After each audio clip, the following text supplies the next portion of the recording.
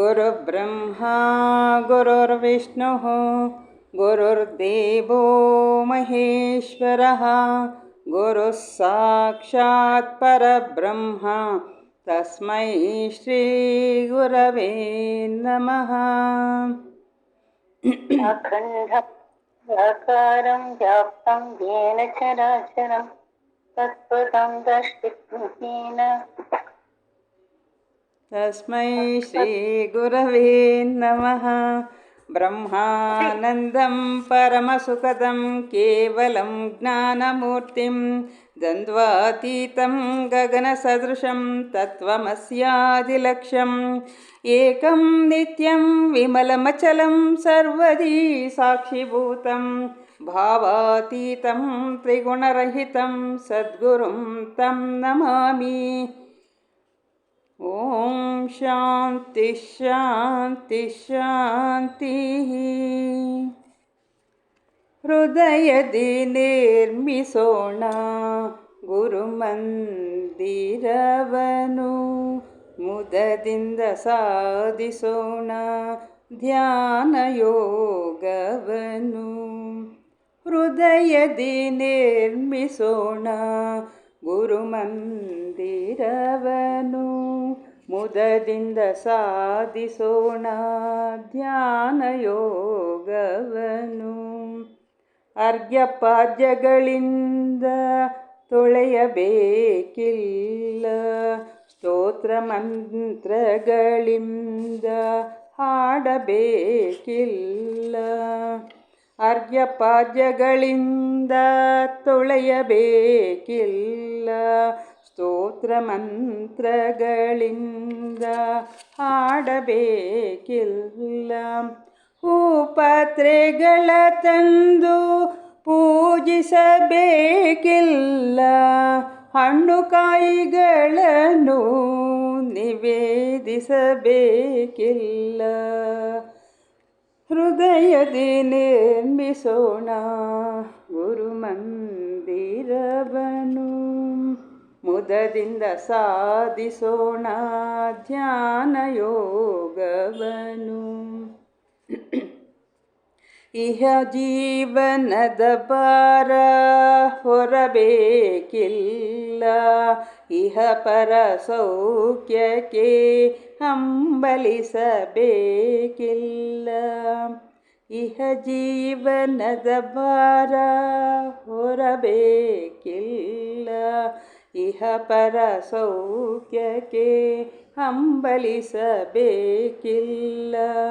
ಯೋಗದ ಯಾಗಕ್ಕೆ ಗುರು ಬರುವನೊಲಿದು, ತ್ಯಾಗದಿ ಭೋಗವ ನೀಡುವನೊಲಿದು. ಹೃದಯದಿ ನಿರ್ಮಿಸೋಣ ಗುರುಮಂದಿರವನು, ಮುದದಿಂದ ಸಾಧಿಸೋಣ ಧ್ಯಾನ ಯೋಗವನು. ಗುರು ಕರುಣೆಯಿಂದಲೇ ಮೂಕನು ಹಾಡುವನು, ಅಂದನು ನೋಡುವನು, ಕುಂಟನು ಗಿರಿ ಹತ್ತುವನು. ಗುರು ಕರುಣೆಯಿಂದಲೇ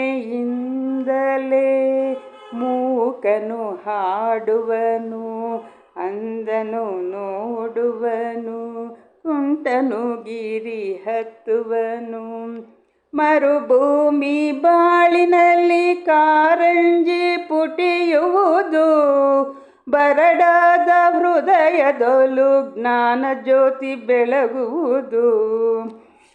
ಹೃದಯದಿ ನಿರ್ಮಿಸೋಣ ಗುರುಮಂದಿರವನು,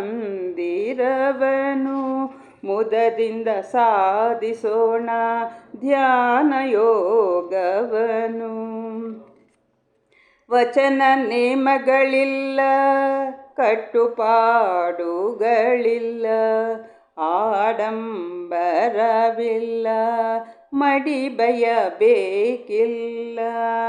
ವಚನ ನೇಮಗಳಿಲ್ಲ, ಕಟ್ಟುಪಾಡುಗಳಿಲ್ಲ, ಆಡಂಬರವಿಲ್ಲ, ಮಡಿ ಬಯಬೇಕಿಲ್ಲ. ನಿತ್ಯದ ಸಾಧನೆ ಗುರುವಿಗೆ ಅರ್ಚನೆ, ಸತ್ಯದ ನಂಬಿಕೆ ನಿಜ ಗುರು ಕಾಣಿಕೆ. ನಿತ್ಯದ ಸಾಧನೆ ಗುರುವಿಗೆ ಅರ್ಚನೆ. ಸತ್ಯದ ನಂಬಿಕೆ ನಿಜ ಗುರು ಕಾಣಿಕೆ. ಹೃದಯದಿ ನಿರ್ಮಿಸೋಣ ಗುರುಮಂದಿರವನು. ಮುದದಿಂದ ಸಾಧಿಸೋಣ ಧ್ಯಾನ ಯೋಗವನು. ಧ್ಯಾನ ಯೋಗವನು. ಧ್ಯಾನ ಯೋಗವನು.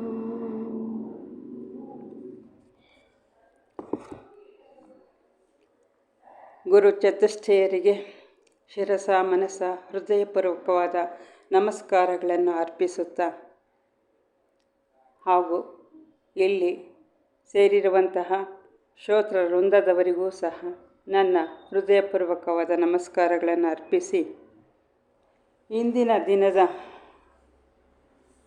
ವಾಸವಿ ದೇವಿ ದರ್ಶನ ಗ್ರಂಥದಿಂದ ನಾವು 214ನೇ ಪೇಜು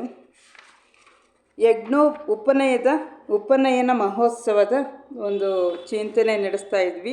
ಉಪನಯನನೂ ಆಯಿತು ಇಬ್ಬರಿಗೂ.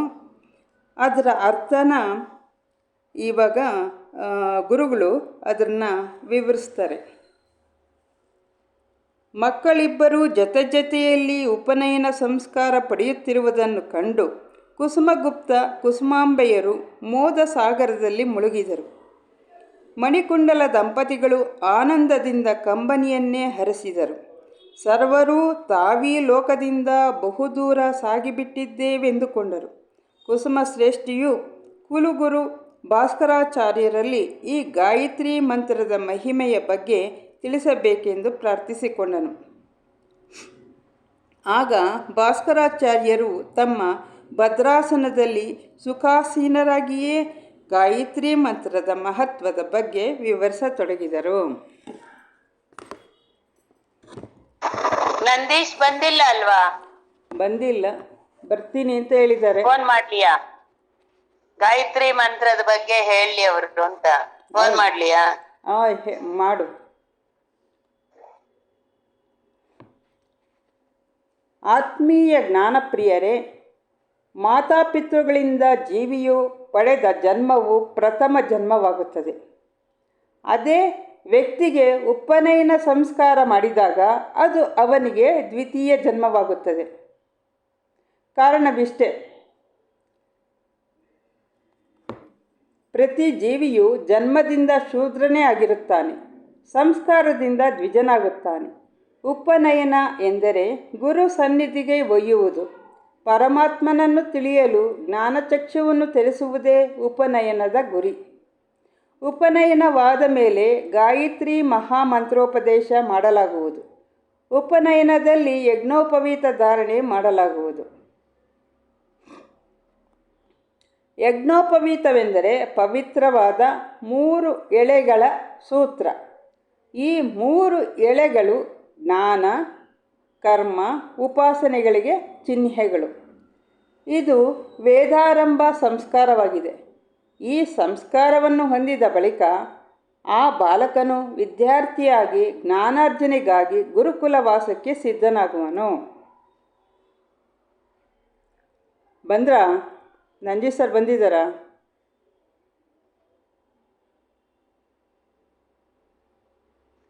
ಬಂದಿಲ್ಲ. ನಮ್ಮ ಆರ್ಷವಿದ್ಯೆಯು ಮಾನವನಿಗೆ ಇಂದ್ರಿಯ ನಿಗ್ರಹವನ್ನು ಕಲಿಸುತ್ತದೆ. ಅವನ ಆಹಾರ ವಿಹಾರಗಳಲ್ಲೂ, ಕರ್ಮಾಚರಣೆಯಲ್ಲೂ, ಎಚ್ಚರ ನಿದ್ರೆಗಳಲ್ಲೂ ಹೇಗೆ ನೇಮ ನಿಷ್ಠೆಗಳಿಂದ ಸದ್ವರ್ತನೆಯಿಂದ ಬಾಳಬೇಕೆಂಬುದನ್ನು ಕಲಿಸುತ್ತದೆ. ಅವನಿಗೆ ಸ್ವಸ್ತಿ, ಶ್ರದ್ಧೆ, ಮೇಧ, ಯಶಸ್ಸು, ಪ್ರಜ್ಞೆ, ಶ್ರೀ, ಬಲ, ಆರೋಗ್ಯ, ಆಯುಷ್ಯು, ತೇಜಸ್ಸು ಇವುಗಳೆಲ್ಲ ವೃದ್ಧಿಯಾಗಲೆಂಬ ಆಶಯದಿಂದ ಈ ಸಂಸ್ಕಾರವು ಕೂಡಿದೆ. ಇಡೀ ಮಾನವನ ಜೀವನ ತರಂಗಿಣಿಯನ್ನು ಮಂತ್ರಕ್ರಿಯಾ ಭಕ್ತಿ ತಪಸ್ಸುಗಳಿಂದ ಕೂಡಿದ ಅನುಷ್ಠಾನದ ನಾಲೆಗಳಲ್ಲಿ ಹರಿಸಿ ಜ್ಞಾನಾನಂದ ಪ್ರಭಾಮಯವಾದ ಸಚ್ಚಿದಾನಂದ ಸಮುದ್ರವನ್ನು ಸೇರಿ ಧನ್ಯತೆಯನ್ನು ಪಡೆಯುವಂತೆ ಮಾಡುತ್ತದೆ ಎಂಬುದರಲ್ಲಿ ಸಂದೇಹವೇ ಇಲ್ಲ ಎಂದರು. ಈ ಗಾಯತ್ರಿ ಮಹಾಮಂತ್ರದ ದ್ರಷ್ಟಾರರು ವಿಶ್ವಾಮಿತ್ರ ಋಷಿಯವರು. ಈ ಮಂತ್ರವು 24 ಅಕ್ಷರಗಳಿಂದ ಕೂಡಿದೆ. ಒಂದೊಂದು ಅಕ್ಷರವು ಒಂದೊಂದು ಶಕ್ತಿಯ ಮೂಲ. ನಿಷ್ಠಾವಂತ ಗಾಯತ್ರಿ ಮಂತ್ರೋಪಾಸಕನು ಮಹಾನ್ ಯೋಗಿಯಾಗಿ ಆತ್ಮದೀಪ್ತಿಯಲ್ಲಿ ತಲ್ಲೀನನಾಗುತ್ತಾನೆ.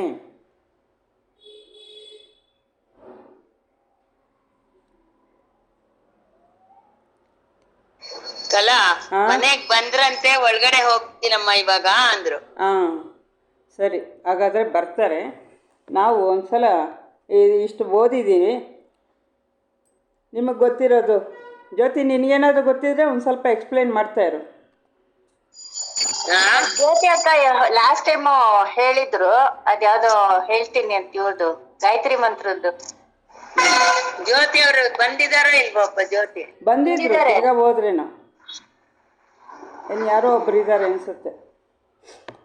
ಅಂದರೆ 3 ಎಳೆ ಹಾಕ್ತಾರಲ್ಲ, ಆ 3 ಎಳೆ ಹಾಕೋದು ಒಂದೊಂದು ಜ್ಞಾನದ ಎಳೆನಂತೆ, ಒಂದು ಕರ್ಮದ್ದು, ಒಂದು ಉಪಾಸನೆಗಳಿಗೆ ಚಿಹ್ನೆನಂತೆ. ಅದು ಈ 3 ಎಳೆ ಹಾಕೋದಂತೂ ಗೊತ್ತು. ಅದು ಯಜ್ಞೋಪವೀತದಲ್ಲಿ ನಮಗೆ ಎಲ್ಲರ ಮನೆಯಲ್ಲೂ ನಾವು ನೋಡಿರ್ತೀವಲ್ವ. ಇದೇನಪ್ಪ ಮಾಡುತ್ತೆ ಅಂತಂದರೆ ವೇದಾರಂಭಕ್ಕೆ ಸಂಸ್ಕಾರನ ಕೊಡುತ್ತಂತೆ. ಈ ಸಂಸ್ಕಾರ ಹೊಂದಿದ ಬಳಿಕ ಆಮೇಲೆ ಅವರು ಗುರುಕುಲ ವಾಸಕ್ಕೆ ಜ್ಞಾನಾರ್ಜನೆಗೆ ಹೋಗೋದಂತೆ. ನಮ್ಮದ್ರಲ್ಲಿ ಆ ರೀತಿ ಇವಾಗಿಲ್ಲ. ಯಾವಾಗ ಮದುವೆ ಆಗುತ್ತೋ ಆವಾಗಲೇ ಮಾಡಿಕೊಂಡು ಹಾಗೆ ಮದುವೆ ಮಾಡ್ಕೊಳ್ಳೋದು, ಆ ಪದ್ಧತಿನೇ ಇಲ್ಲ ಸರಿಯಾಗಿ. ಯಾಕೆ ಅದರದ್ದು ಮಹತ್ವನೇ ಸರಿಯಾಗಿ ಅರ್ಥ ಮಾಡ್ಕೊಳ್ಳಿಲ್ವೋ, ಇಲ್ಲ ಆಚರಣೆಗೆ ನಾವು ತರ್ತಾ ಇಲ್ವೋ ಗೊತ್ತಿಲ್ಲ ಅಲ್ವಾ.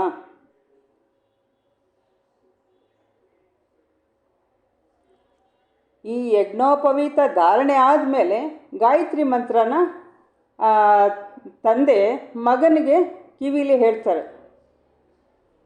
ಇಲ್ಲಿ ಕುಸುಮಶ್ರೇಷ್ಠಿ ವಿರೂಪಾಕ್ಷನಿಗೂ ಮತ್ತು ವಾಸುವಿಗೂ ಹೇಳ್ತಾರೆ. ಕಿವಿಯಲ್ಲಿ ಅದು ಕ್ಲೋಸ್ ಮಾಡಿಕೊಂಡು ಯಾರಿಗೂ ಗೊತ್ತಾಗಬಾರ್ದು ಅಂತ ಆ ಒಂದು ಪರಂಪರೆ ಸಂಪ್ರದಾಯ ಬಂದಿದೆ. ಇದೇನು ಮಾಡುತ್ತೆ, ಇದರಿಂದ ಏನು ಪ್ರಯೋಜನ ಅಂತ ನಮಗೆ ಒಂದು ಕ್ವಶನ್ ಬರುತ್ತೆ. ಇಂದ್ರಿಯ ನಿಗ್ರಹ ಕಲಿಸುತ್ತಂತೆ. ಆರ್ಷವಿದ್ಯೆ ಪ್ರಕಾರ ಮಾನವನಿಗೆ ಇಂದ್ರಿಯ ನಿಗ್ರಹವನ್ನು ಕಲಿಸುತ್ತೆ. ಅವನ ಆಚಾರ ವಿಚಾರ ವ್ಯವಹಾರ ಆಹಾರ ವಿಹಾರಗಳಲ್ಲಿ ಹೆಂಗಿರಬೇಕು, ಎಚ್ಚರದಲ್ಲಿ ಹೆಂಗಿರಬೇಕು, ನಿದ್ರೆಗಳಲ್ಲೂ ಹೆಂಗಿರಬೇಕು, ಯಾವ ನೇಮ ನಿಷ್ಠೆಗಳನ್ನ ಕೂಡಿರಬೇಕು ಅಂಥೇಳಿ ಅದು ಕಲಿಸುತ್ತೆ ಅಂತ ಹೇಳಿಬಿಟ್ಟು ಹೇಳ್ತಾ ಇದ್ದಾರೆ. ಅವನಿಗೆ ಸ್ವಸ್ತಿ, ಶ್ರದ್ಧೆ, ಮೇಧ, ಯಶಸ್ಸು, ಪ್ರಜ್ಞೆ, ಬಲ, ಆರೋಗ್ಯ, ತೇಜಸ್ಸು, ಆಯಸ್ಸು ಇವುಗಳನ್ನೆಲ್ಲ ವೃದ್ಧಿಯಾಗಬೇಕು. ಅವೆಲ್ಲ ಬೇಕೇ ಬೇಕಲ್ವ ನಮಗೆ. ಆರೋಗ್ಯ ಬೇಕು, ಮತ್ತು ನೆಮ್ಮದಿ ಬೇಕು, ನಮಗೆ ಮೇಧಸ್ಸು ಬೇಕು, ಶ್ರದ್ಧೆನೂ ಬೇಕು, ನಮ್ಮ ಕೆಲಸದಲ್ಲೆಲ್ಲ ಯಶಸ್ಸು ಬೇಕು. ಆ ಒಂದು ಶ್ರೀ ಸಂಪತ್ತು ಬೇಕು. ನಮಗೆ ಆರೋಗ್ಯ ಬಲನೂ ಬೇಕು, ಇದರಲ್ಲಿ ದೇಹ ಬಲನೂ ಬೇಕು. ನಮಗೆ ಓಜಸ್ಸು, ಆ ಮುಖದಲ್ಲಿ ಆ ಓಜಸ್ಸು, ಆ ಕಾಂತಿ ಎಲ್ರಿಗೂ ಬೇಕೇ ಬೇಕು. ಆಯುಷ್ ಅಂತೂ ಇವೆಲ್ಲ ಮಾಡೋದರಿಂದ ಆಯುಷು ವೃದ್ಧಿ ಆಗುತ್ತೆ. ಆ ಸಂಸ್ಕಾರಗಳು ಮಾಡೋದರಿಂದ ಈ ಸಂಸ್ಕಾರದಿಂದ ಯಜ್ಞೋಪವೀತ ಧಾರಣೆ ಮಾಡೋದರಿಂದ ಇದಕ್ಕೆ ಅವನು ಅರ್ಹನಾಗ್ತಾನೆ. ವೇದಾಭ್ಯಾಸಕ್ಕೆ ಗುರುಕುಲ ವಾಸಕ್ಕೆ ಹೋಗೋದಕ್ಕೆ ನಾಂದಿ ಆಗುತ್ತೆ ಅನ್ನೋದು ಸ್ಪಷ್ಟವಾಗಿ ಹೇಳ್ತಾ ಇದ್ದಾರೆ. ಈ ಗಾಯತ್ರಿ ಮಂತ್ರದಲ್ಲಿ ನಮಗೆಲ್ಲ ಗೊತ್ತಿರೋ ಪ್ರಕಾರ 24 ಅಕ್ಷರಗಳಿಂದ ಕೂಡಿದೆ ಅಂತೀವಿ. ಗಾಯತ್ರಿ ಛಂದಸ್ಸು ಅಂತಲೂ ಹೇಳ್ತೀವಿ. ಗಾಯತ್ರಿ ಮಂತ್ರನ ಗಾಯತ್ರಿ ಛಂದಸ್ಸಿನಿಂದ ಕೂಡಿದೆ. ಜ್ಯೋತಿ ಬಂದ್ಲಾ? ಜ್ಯೋತಿನೂ ಇಲ್ಲ, ಸಾರು ಇಲ್ಲ. ಈ ಮಂತ್ರದ ಒಟ್ಟಾರೆ ಅರ್ಥವನ್ನು ತಿಳಿಯಿರಿ ಅಂತ ಹೇಳಿಬಿಟ್ಟು, ಸರ್ವರಕ್ಷಕನೂ ಸರ್ವವ್ಯಾಪಕನೂ ಸರ್ವಜ್ಞನೂ ಆಗಿ ಓಂ ವಾಚ್ಯನಾದ ಪರಮಾತ್ಮನು ಪ್ರಾಣಸ್ವರೂಪನು. ನಂದೀಶ್ ಸರ್ ಬಂದ್ರು. ಹಾಂ, ನಮಸ್ಕಾರ ಸರ್.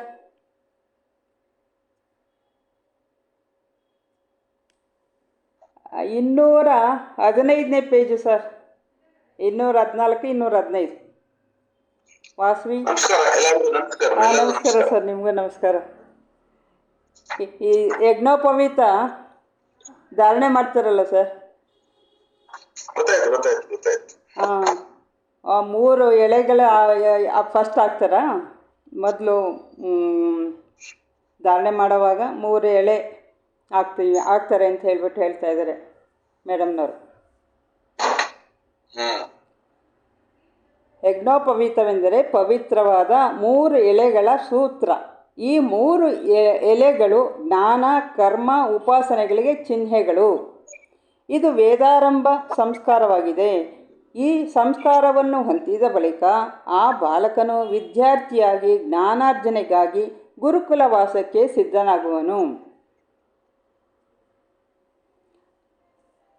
ನಮ್ಮ ಆರ್ಷವಿದ್ಯೆಯು ಮಾನವನಿಗೆ ಇಂದ್ರಿಯ ನಿಗ್ರಹವನ್ನು ಕಲಿಸುತ್ತದೆ.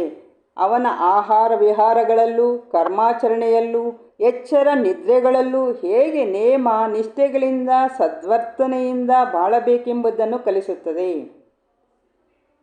ಅವನಿಗೆ ಸ್ವಸ್ತಿ, ಶ್ರದ್ಧೆ, ಮೇಧ, ಯಶಸ್ಸು, ಪ್ರಜ್ಞೆ, ಶ್ರೀ, ಬಲ, ಆರೋಗ್ಯ, ತೇಜಸ್ಸು, ಆಯುಸ್ಸು ಇವುಗಳೆಲ್ಲ ವೃದ್ಧಿಯಾಗಲೆಂಬ ಆಶಯದಿಂದ ಈ ಸಂಸ್ಕಾರವು ಕೂಡಿದೆ. ಇಡೀ ಮಾನವ ಜೀವನ ತರಂಗಿಣಿಯನ್ನು ಮಂತ್ರ, ಕ್ರಿಯಾ, ಭಕ್ತಿ, ತಪಸ್ಸುಗಳಿಂದ ಕೂಡಿದ ಅನುಷ್ಠಾನದ ನಾಲೆಗಳಲ್ಲಿ ಹರಿಸಿ ಜ್ಞಾನಾನಂದ ಪ್ರಭಾಮಯವಾದ ಸಚ್ಚಿದಾನಂದ ಸಮುದ್ರವನ್ನು ಸೇರಿ ಧನ್ಯತೆಯನ್ನು ಪಡೆಯುವಂತೆ ಮಾಡುತ್ತದೆ ಎಂಬುದರಲ್ಲಿ ಸಂದೇಹವೇ ಇಲ್ಲ ಎಂದರು. ಎಕ್ಸ್ಪ್ಲೇನ್ ಮಾಡಿ ಸರ್.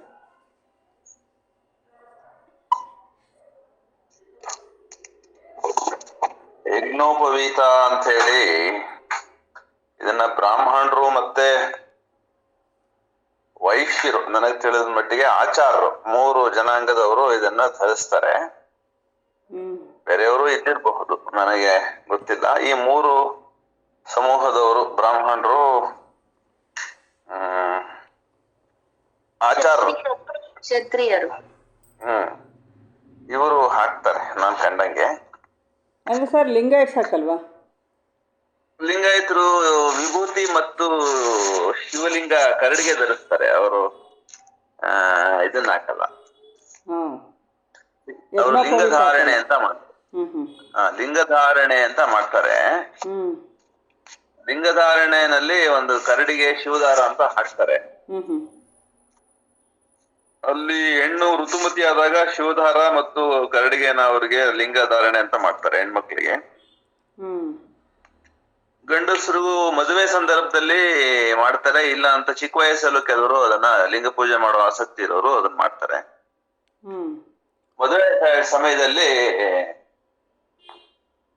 ಕಂಪಲ್ಸರಿ ಶಿವದಾರ ಮತ್ತು ಕರಡಿಗೆ ಇರ್ಲೇಬೇಕು, ಗಂಡು ಹೆಣ್ಣಿಬ್ರಿಗೂ ಅಂತ ಹೇಳಿ ಮಾಡ್ತಾರೆ. ಇದೊಂದು ಒಟ್ಟಾರೆ ಸಂಸ್ಕಾರ. ಅಲ್ಲಿನವರೆಗೆ ಅವರಿಗೆ ಒಂದು 10 ವರ್ಷದವರೆಗೆ ಏನೋ ಜೀವನ ಅನ್ನೋದು ಅಷ್ಟಾಗಿ ಅನುಭವ ಅನ್ನೋದು ಇರೋದಿಲ್ಲ. ಅವರು ಆಟ ಪಾಠಗಳಲ್ಲಿ ಬಾಲ್ಯದ ಲೀಲೆಗಳಲ್ಲಿ ಅವರು ಹೆಚ್ಚಾಗಿ ತೊಡಗ್ತಾರೆ. ಉಪನಯನ ಅಂತ ಹೇಳಿ ಮಾಡಿ ಒಂದು ಮಂತ್ರವನ್ನೋ ಏನಾದ್ರು ದೇವರ ಹೆಸರನ್ನೋ ಅಥವಾ ಅವ್ರಿಗೆ ಬೇಕಾಗಿರೋ ಅಂಥದ್ದು ಏನೋ ಒಂದು ಕುರುಹನ್ನು ಕೊಟ್ಟು ಒಂದು ನೆನಪಿಗೆ ಈ ಯಜ್ಞೋಪವೀತವನ್ನು ಧರಿಸಬೇಕು, ಈ ಶಿವದಾರವನ್ನ ಮತ್ತು ಶಿವಲಿಂಗವನ್ನ ಎದೆ ಮೇಲೆ ಧರಿಸಿರ್ಬೇಕು, ವಿಭೂತಿಯನ್ನ ಸದಾಕಾಲ ಹಣೆ ಮೇಲೆ ಹಾಕಿರ್ಬೇಕು. ಹೀಗೆ ಒಂದಷ್ಟು ವಿಧಿ ಮತ್ತು ನಿಷೇಧಗಳನ್ನ ಬಾಲ್ಯದ ನಂತರದಲ್ಲಿ ಯೌವನಾವಸ್ಥೆಗೆ ಬರುವಂತ ವಯಸ್ಸಿನಲ್ಲಿ ಇದನ್ನ ದೀಕ್ಷೆಯಾಗಿ ಕೊಡ್ತಾರೆ. ಅದಕ್ಕೆ ಇಲ್ಲಿ ಹೇಳ್ದ ಹಾಗೇನೆ ಇಂದ್ರಿಯ ನಿಗ್ರಹ ಅಂದ್ರೆ ನಾನು ಇದನ್ನು ಧರಿಸಿದ್ದೇನೆ ಅನ್ನೋ ಒಂದು ಎಚ್ಚರ, ನಾನು ಹೇಗಂದ್ರಾಗೆ ಇಲ್ಲಿ ವರ್ತಿಸೋ ಹಾಗಿಲ್ಲ, ನಿಯಂತ್ರಿಸ್ಕೊಳ್ಬೇಕು ಅನ್ನೋಂಥ ವಿವೇಕ. ಮತ್ತೆ ನಾನು ಯಾವುದೋ ಒಂದು ಮಾಡ್ಲೇಬೇಕಾಗಿದೆ, ನಿತ್ಯ ವಿಧಿಯಾಗಿ ಶಿವಪೂಜೆ ಮಾಡ್ಬೇಕಾಗಿದೆ, ಅಥವಾ ನಿತ್ಯ ಸಂಧ್ಯಾ ವಂದನೆ ಮಾಡ್ಬೇಕಾಗಿದೆ, ಗಾಯತ್ರಿ ಮಂತ್ರ ಹೇಳ್ಬೇಕಾಗಿದೆ, ಏನೋ ಒಂದು ಜವಾಬ್ದಾರಿ, ವಿಧಿ ಮತ್ತು ನಿಷೇಧ, ಮಾಡ್ಲೇಬೇಕು ಅನ್ನೋ ವಿಧಿ, ಮಾಡ್ಲೇಬಾರದು ಅನ್ನೋ ಇವು ನೆನಪಿಗೋಸ್ಕರ ಈ ತರ ಒಂದು ಸಂಸ್ಕಾರವನ್ನ ಸ್ಮರಣೆ ಮಾಡ್ಲಿಕ್ಕಾಗಿ ಮೈ ಮೇಲೆ ಇಟ್ಟಿಲ್ವೇನೋ, ವಿವೇಕ ಜಾಗೃತಿ ನಿನಗೆ ಮೈ ಮೇಲೆ ಕಂಡಿಲ್ವೇನೋ, ಹಂಗೆಲ್ಲ ಮಾತಾಡ್ತಾರ ನೋಡ್ರಿ ಹಳ್ಳಿಗಳ ಕಡೆ ಬೈಬೇಕಾದ್ರೆ. ನಾನು ಇಲ್ವೇನೋ, ಹಂಗಿದ್ಯೋ ಪ್ರಜ್ಞೆ ಎಲ್ಲಿ ಇಟ್ಕೊಂಡಿದ್ಯೋ ಅಂತ ಹೇಳಿ. ಸೊ ಹಾಗಾಗಿ ಒಂದು ಎಚ್ಚರದ ವಿವೇಕದ ಒಂದು ಜಾಗೃತಿಗಾಗಿ ಒಂದು ಬಹಿರ್ಲಾಂಛನವನ್ನ ಧರಿಸಿ ಅದನ್ನ ನೆನಪಾಗಿ ಸದಾಕಾಲ ಇಟ್ಕೊಳ್ಬೇಕು ಅಂತ ಉದ್ದೇಶಕ್ಕಾಗಿ ಇದನ್ನ ಮಾಡ್ತಾರೆ. ಮುಖ್ಯವಾಗಿ ನಾನು ಬರೀ ದೇಹವಲ್ಲ, ದೇಹದಿಂದ ಆಚೆ ಕಡೆಗೆ ನನಗೊಂದು ಇರುವಿಕೆ ಅಸ್ತಿತ್ವ ಇದೆ, ಅದನ್ನ ನಾನು ಸಾಧಿಸಿ ಕಂಡುಕೊಳ್ಳಬೇಕಾಗಿದೆ ಅನ್ನೋ ಒಂದು ದೀಕ್ಷೆಯನ್ನ ಪಡೆದು ಆ ಎಚ್ಚರದಲ್ಲಿ ನಿರಂತರವಾಗಿ ಒಳಮುಖವಾಗಿ ಅಥವಾ ಕರ್ಮದ ಮೂಲಕ ಶಿವಪೂಜೆಯೋ ಅಥವಾ ಸಂಧ್ಯಾ ವಂದನೆಯೋ ಗಾಯತ್ರಿ ಮಂತ್ರವೋ, ಯಾವ ಒಂದು ಗುರು ದೀಕ್ಷೆ ಕೊಡುವಾಗ ಅದನ್ನ ಹೇಳಿರ್ತಾನೆ ಮಂತ್ರ, ಅದನ್ನ ನಿತ್ಯವೂ ಜಪ ಮಾಡ್ತಾನೋ ಅಂಥದ್ದೊಂದು ಅಂತರಂಗದ ಕಡೆಗಿನ ಯಾತ್ರೆಯನ್ನ ಎಡೆಬಿಡದೆ ಮಾಡ್ಲಿ ಅನ್ನೋ ಉದ್ದೇಶಕ್ಕಾಗಿ ಯಜ್ಞೋಪವೀತವನ್ನ ಅದು ಯಜ್ಞೋಪವಿತ್ರ ಹಾಕಿದ ಧಾರಣೆ ಆದಮೇಲೆ ಈ ಗಾಯತ್ರಿ ಮಂತ್ರನ ತಂದೆ ಮಗನಿಗೆ ಉಪದೇಶ ಮಾಡ್ತಾರೆ ಸರ್ ನಮ್ಮದರಲ್ಲಿ. ಅಂದರೆ ಯಾರು ಹೆಣ್ಮಕ್ಳಿಗೂ ಇಲ್ಲಿ ಉಪದೇಶ ಮಾಡ್ತಾ ಇದ್ದಾರೆ. ಇವಾಗಂತೂ ನಮಗೇನು ಹೆಣ್ಮಕ್ಳಿಗೆ ಯಾರು ಯಜ್ಞೋಪವಿತ್ರ ಧಾರಣೆ ಏನು ಮಾಡಲ್ಲ. ಅದೇ ಇಲ್ಲಿ ತಂದೆ ಮಾಡಲ್ಲ, ನಮ್ಮಲ್ಲಿ ಜಂಗಮರು ಅಂತಿರ್ತಾರೆ. ಅವರು ಜಂಗಮರು ಅದನ್ನ ದೀಕ್ಷೆ ಕೊಡ್ತಾರೆ, ಲಿಂಗ ದೀಕ್ಷೆ. ಓಹೋ, ಇಲ್ಲಿ ತಂದೆನೇ ಮಂತ್ರನ ಉಪದೇಶ ಮಾಡ್ತಾನೆ. ಜೊತೆಗೆ ಇನ್ನೊಂದೇನಪ್ಪ ಅಂತಂದರೆ ಸರ್, ಇಲ್ಲಿ ಹುಟ್ಟಿದಾಗಲೇ ಎಲ್ರೂ ಶೂದ್ರರೇ, ಯಾವಾಗ ಉಪನಯನ ಮಾಡ್ತೀವೋ ಆವಾಗ ದ್ವಿತೀಯ ಜನ್ಮ ಆಗುತ್ತೆ ಅಂತಲೂ ಹೇಳ್ತಾ ಇದ್ದಾರೆ. ಹೌದೌದು, ಶರೀರದ ಎಲ್ಲ ಪ್ರಾಣಿಗಳೇ ಸಂಸ್ಕಾರದಿಂದ ಮಾತ್ರ ಅವನು ಕ್ಷತ್ರಿಯನೋ ವೈಶ್ಯನೋ ಶೂದ್ರನೋ ಬ್ರಾಹ್ಮಣನೋ ಅನ್ನೋದು ನಿಂತ್ಕರ್ತದೆ. ಅಂದರೆ ಅಲ್ಲಿಯ ಮತ್ತೆ ಅವನಿಗೆ ದ್ವಿತೀಯ ಜನ್ಮ ಆಗುತ್ತೆ ಅಂತನಾ ಉಪನಯನದ ಸಮಯದಲ್ಲಿ? ಗುಣ, ಕರ್ಮ, ಸ್ವಭಾವ ಇವುಗಳ ಮೇಲೆ ವರ್ಣಾಶ್ರಮ ಇರೋದು. ಅವನು ಯಾವ ಗುಣಗಳನ್ನ, ಯಾವ ಸ್ವಭಾವವನ್ನ ಮತ್ತು ಯಾವ ಕರ್ಮಗಳನ್ನ ಮಾಡ್ತಾನೋ ಆ ವರ್ಣಕ್ಕೆ ಅವನು ಸೇರಿದವನಾಗ್ತಾನೆ. ಹುಟ್ಟಿನಿಂದ ಯಾರೂ ಇಲ್ಲಿ ಬ್ರಾಹ್ಮಣರಲ್ಲ, ಕ್ಷತ್ರಿಯರಲ್ಲ, ಶೂದ್ರರು ಅಲ್ಲ. ಹುಟ್ಟಿನಿಂದ ಎಲ್ಲ ಮಾನವ ಪ್ರಾಣಿಗಳಷ್ಟೇನೆ. ಸಂಸ್ಕಾರದಿಂದಾಗಿ ಅವನು ಬ್ರಾಹ್ಮಣನೋ ಕ್ಷತ್ರಿಯನೋ ಶೂದ್ರನೋ ಆಗಲಿ ಅನ್ನೋ ಉದ್ದೇಶಕ್ಕಾಗಿ ಈ ಯಜ್ಞೋಪವೀತ ಅಥವಾ ಲಿಂಗಧಾರಣೆ ಇತ್ಯಾದಿಗಳನ್ನ ಮಾಡಿ ವಿಧಿ ಮತ್ತು ನಿಷೇಧಗಳನ್ನ ಹೇರಿ ಅವನನ್ನ ಉತ್ತಮ ನಾಗರಿಕನನ್ನಾಗಿ ಮತ್ತು ಅವನು ಯಾವ ಉದ್ದೇಶಕ್ಕಾಗಿ ಭೂಮಿಗೆ ಬಂದವನೋ ಅದನ್ನ ಅವನು ಸಾಧಿಸ್ಲಿ ಅನ್ನೋ ಉದ್ದೇಶಕ್ಕಾಗಿ ಮಾಡುವಂತ ಒಂದು ಸಂಸ್ಕಾರ ಇದು ಯಜ್ಞೋಪವೀತ. ಯಾಕಂದ್ರೆ ಹುಟ್ಟಿದಾಗ ಮಗುಗೆ ನಾನು ಬ್ರಾಹ್ಮಣ ಅಂತ ಗೊತ್ತಿರಲ್ಲ, ನಾನು ಶೂದ್ರ ಅಂತ ಗೊತ್ತಿರಲ್ಲ, ನಾನು ವೈಶ್ಯ ಅಂತ ಗೊತ್ತಿರಲ್ಲ, ನಾನೇನು ಅಂತಾನೆ ಗೊತ್ತಿರಲ್ಲ. ಮಗು ಒಂದು ಎಲ್ಲ ಸಹಜವಾಗಿ ಎಲ್ಲ ಪ್ರಾಣಿ ಒಳಗಡೆಗೆ ಪಕ್ಷಿಗಳಲ್ಲಿ ಹೆಂಗೆ ಮಕ್ಕಳು ಬಂದಾಗ ಜಗತ್ತಿಗೆ ಕಣ್ತೆರಿತಾವೋ ಹಂಗೆ ಅದೇ ತಾಯಿಗಳು ಅದಕ್ಕೆ ಜಾಗೃತ ಮಾಡೋದಿಕ್ಕೋಸ್ಕರ ಮಾಡ್ತಕ್ಕಂಥ ಒಂದು ಆಚರಣೆ, ಸಂಸ್ಕಾರ, ದೀಕ್ಷೆ, ಈ ತರದಲ್ಲಿ ಇದನ್ನ ನಾವು ತಗೋಬಹುದು. ಈ ಗಾಯತ್ರಿ ಮಹಾಮಂತ್ರದ ದ್ರಷ್ಟಾರರು ವಿಶ್ವಾಮಿತ್ರ ಋಷಿರ್ವರು. ಈ ಮಂತ್ರವು 24 ಅಕ್ಷರಗಳಿಂದ ಕೂಡಿದೆ. ಒಂದೊಂದು ಅಕ್ಷರವು ಒಂದೊಂದು ಶಕ್ತಿಯ ಮೂಲ. ನಿಷ್ಠಾವಂತ ಗಾಯತ್ರಿ ಮಂತ್ರೋಪಾಸಕನು ಮಹಾನ್ ಯೋಗಿಯಾಗಿ ಆತ್ಮದೀಪ್ತಿಯಲ್ಲಿ ತಲ್ಲೀನನಾಗುತ್ತಾನೆ. ಈ ಮಂತ್ರದ ಒಟ್ಟಾರೆ ಅರ್ಥವನ್ನು ತಿಳಿಯಿರಿ. ಸರ್ವರಕ್ಷಕನೂ ಸರ್ವವ್ಯಾಪಕನೂ ಸರ್ವಜ್ಞನೂ ಆಗಿ ಓಂ ವಾಚ್ಯನಾದ ಪರಮಾತ್ಮನು ಪ್ರಾಣಸ್ವರೂಪನು, ಸರ್ವ ದುಃಖ ನಿವಾರಕನು, ಆನಂದಮಯನು ಹಾಗೂ ಆನಂದಪ್ರದನೂ ಆಗಿದ್ದಾನೆ. ಸರ್ವೋತ್ಪಾದಕನಾದ ಈ ಪ್ರಕಾಶಮಯ ದೇವನ ಸ್ವೀಕರಣೀಯವಾದ ಪಾಪದಾಹಕ ಜ್ಯೋತಿಯನ್ನು ನಾವು ಧ್ಯಾನಿಸೋಣ. ಆ ಪರಮಾತ್ಮನು ನಮ್ಮ ಬುದ್ಧಿಗಳನ್ನು ಹಾಗೆ ಕರ್ಮಗಳನ್ನು ಪ್ರಚೋದಿಸಲಿ ಎಂಬ ಈ ಮಂತ್ರಭಾವವನ್ನು ಶುದ್ಧ ಮನಸ್ಸಿನಿಂದ ಉಪಾಸನೆಯಲ್ಲಿ ಸೇರಿಸಿ ಪಠಿಸಬೇಕು.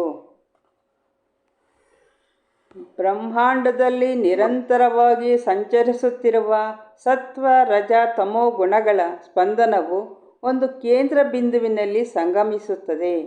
ಹಾಗೆ ಸಂಗಮವಾದಾಗ ಸತ್ವದ ಸ್ಪಂದನವು ಮುಂಜಾನೆ ಹಾಗೂ ಮುಸ್ಸಂಜೆಯ ಸಂಧಿಕಾಲದಲ್ಲಿ ತೀವ್ರವಾಗಿರುತ್ತದೆ. ಆದ್ದರಿಂದ ಪ್ರಾತಃ ಸಂಧ್ಯಾ ಸಾಯಂ ಸಂಧ್ಯೆಗಳಲ್ಲಿ ಗಾಯತ್ರಿ ಮಂತ್ರೋಪಾಸನೆಯು ಅತ್ಯಂತ ಮಹತ್ತರ ಫಲಗಳನ್ನು ನೀಡುತ್ತದೆ. ಈ ಗಾಯತ್ರಿ ಮಂತ್ರವು ಗಾಯತ್ರಿ ಮಾತೆ, ವೇದ ಮಾತೆ, ಈ ಗಾಯತ್ರಿ ಜನನಿಯನ್ನು ಸಮಸ್ತ ಮಂತ್ರಜನನಿ, ಬ್ರಹ್ಮಾನು ಸಂಧಾಯಿನಿ, ಋಷಿಮಂಡಲ ಸಂಚಾರಿಣಿ ಎಂದು ಮಹನೀಯರು ಸ್ತುತಿಸಿ ತಣಿದಿದ್ದಾರೆ ಎಂದು ಹೇಳಿ ಭಾಸ್ಕರಾಚಾರ್ಯರು ಅರ್ಥಪೂರ್ಣವಾಗಿ ಸಾರವತ್ತಾಗಿ ಗಾಯತ್ರಿ ಮಂತ್ರದ ಬಗ್ಗೆ ಬಣ್ಣನೆ ಮಾಡಿ ಮುಕ್ತಾಯಗೊಳಿಸಿದರು. ವಾಸವಿ ವಿರೂಪಾಕ್ಷರು ಭಾಸ್ಕರಾಚಾರ್ಯರ ಪಾದಗಳಿಗೆ ನಮಿಸಿದರು.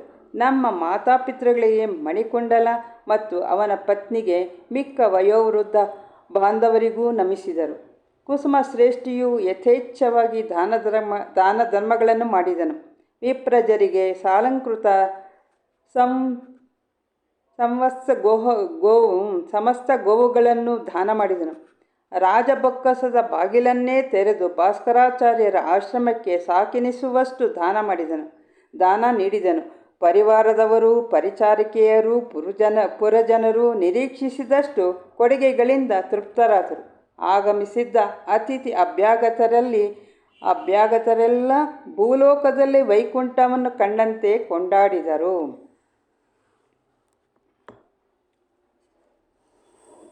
ಇದೊಂದು ಸ್ವಲ್ಪ ಗಾಯತ್ರಿ ಮಂತ್ರದ್ದು ಸ್ವಲ್ಪ ವಿವರಣೆ ಕೊಡಿ ಸರ್. ಅದೇ ಅದು ವಿಶ್ವಾಮಿತ್ರ ಅವನ ಸಾಧನೆಯಿಂದ, ಅವನ ತಪಸ್ಸಿನಿಂದ ಓಂ ಭೂರ್ಭುವಃ ಸುವಹ ಅನ್ನುವಂತ 3 ಲೋಕಗಳನ್ನ ಅವನು ಸಂದರ್ಶಿಸಲಿಕ್ಕೆ ಅರ್ಹನಾದ. ಅಲ್ಲಿಂದ ಆಚೆಗಿನ ಲೋಕಗಳಿಗೆ ಅವನು ಹೋಗಕ್ ಆಗ್ಲಿಲ್ಲ. ಅಲ್ಲಿ ಅವನು ತ್ರಿಶಂಕುವಾದ ಅಂತ ಹೇಳಿ ಒಂದು ಕತೆ ಇದೆ. ಸರಿಯಾಗಿ ಏನಿದು ಅನ್ನೋದನ್ನ ನಾವು ನೋಡೋದಾದ್ರೆ, ಮನುಷ್ಯ ತಮಸಪ್ತಮದಿಂದ ಜ್ಞಾನ ಸಪ್ತಮದ ಕಡೆಗೆ ಅವನು ಹಾದು ಹೋಗ್ಬೇಕಾಗತ್ತೆ. 7 ರೀತಿಯ ಅಜ್ಞಾನ ಅವನೊಳಗಡೆಗೆ ಸದಾಕಾಲ ಅವನನ್ನ ಬಂಧಿಸಿ ಇಟ್ಟಿರ್ತದೆ. ಆ 7 ರೀತಿಯ ಅದನ್ನು ಹೇಳ್ತೀನಿ. 7 ರೀತಿಯ ಜ್ಞಾನದ ಒಂದು ಮೆಟ್ಟಿಲುಗಳನ್ನ ಅವನು ದಾಟಬೇಕಾಗತ್ತೆ. ಸೊ ಇದು ಬಹಳ ಇಂಪಾರ್ಟೆಂಟ್ ಆಗಿರುವಂತ ವಿಷಯ. ಓಂ ಭೂರ್ಭುವಃ ಸುವಹ ಅನ್ನುವಂಥದ್ದು, ಓಂ ಭೂ ಭುವಃ ಸುವಹ ಅನ್ನುವಂಥದ್ದು ಒಂದು ಅನ್ನಮಯಿಕೆ, 2ನೇದು ಪ್ರಾಣಮಯಿಕೆ, 3ನೇದು ಮನೋಮಯಿಕೆ. ಭೂ ಅಂದ್ರೆ ಅನ್ನಮಯ, ಭುವಃ ಅಂದ್ರೆ ಪ್ರಾಣಮಯ, ಸುವಹ ಅಂದ್ರೆ ಮನೋಮಯ. ಈ 3 ಲೋಕಗಳನ್ನ ಅವನು ಸಂದರ್ಶಿಸಿದ. ಅಲ್ಲಿಂದ ಮುಂದಕ್ಕೆ ಅವನಿಗೆ ಹೋಗ್ಲಿಕ್ಕಾಗಿ ಅವನು ಪ್ರಾರ್ಥಿಸಿದ.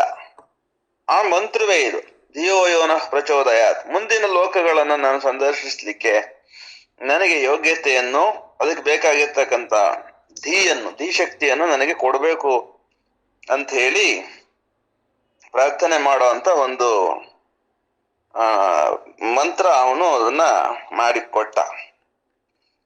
ಅದಾದ್ಮೇಲೆ ಮುಂದಕ್ಕೆ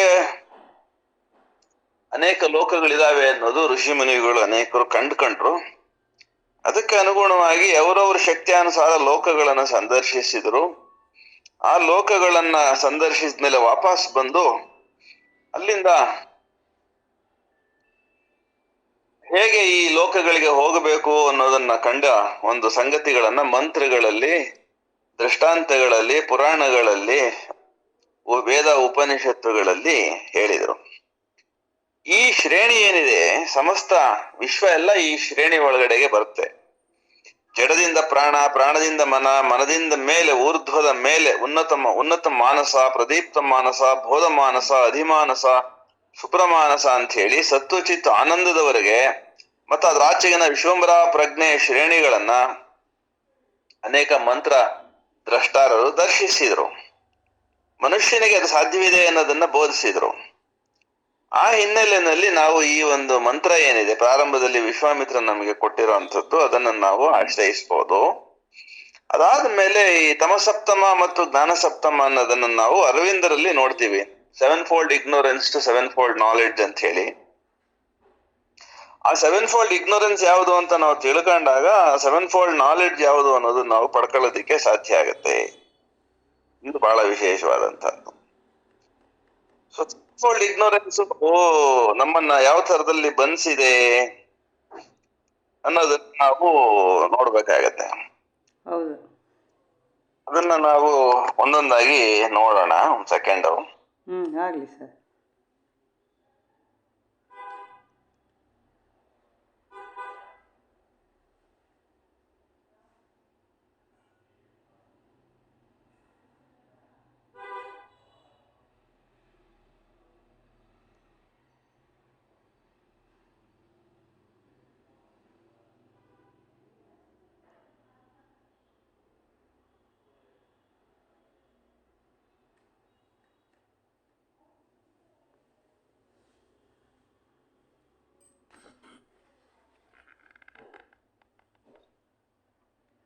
ಈ ಬ್ರಹ್ಮಾಂಡದಲ್ಲಿ ಯಾವಾಗಲೂ ಸಂಚರಿಸ್ತಾನೆ ಇರುತ್ತಂತೆ ಸತ್ವ ರಜ ತಮೋ ಗುಣಗಳು, ಆ ಸ್ಪಂದನವು ಅಂತ ಒಂದು ಕೇಂದ್ರ ಬಿಂದುವಿನಲ್ಲಿ ಸಂಗಮಿಸುತ್ತಂತೆ.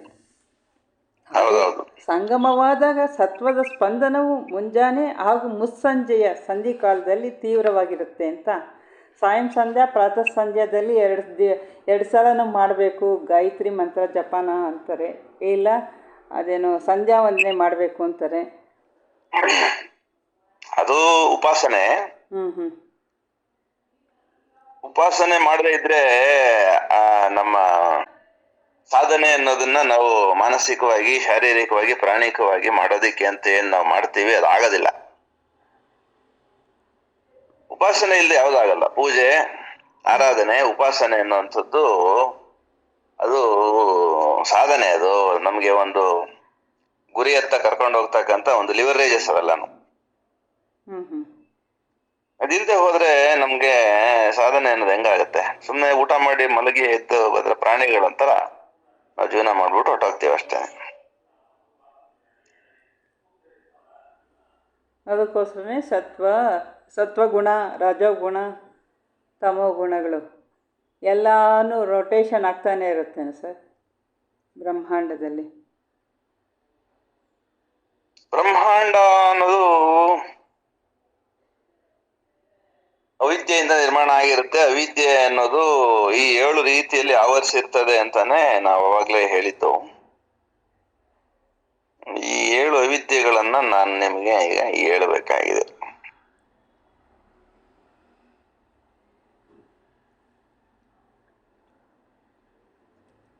ಈ 3 ಗುಣಗಳು ಜೊತೆಗೆ ಅಜ್ಞಾನ, ಈ ಮಾಯೆ, ಅರಿಷಡ್ ವರ್ಗ,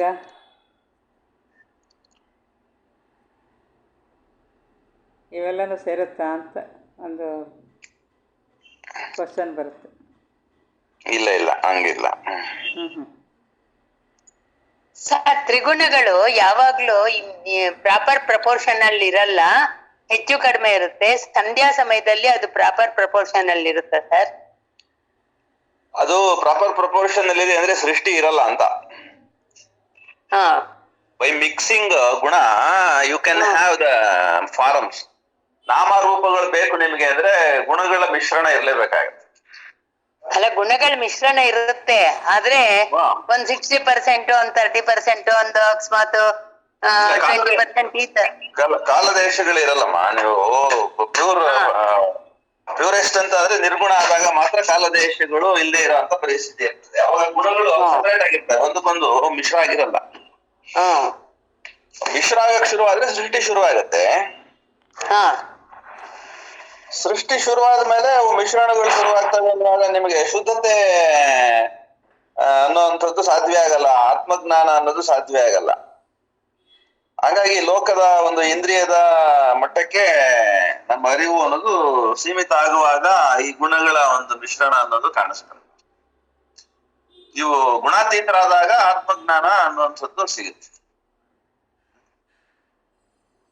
ಓಕೆ, ಗುಣಾತೀತರಾದಾಗ ಹ್ಮ್ ಆವಾಗ ಆತ್ಮಜ್ಞಾನದ ಕಡೆ ಆತ್ಮಜ್ಞಾನಕ್ಕೆ ಎಂಟ್ರಿ.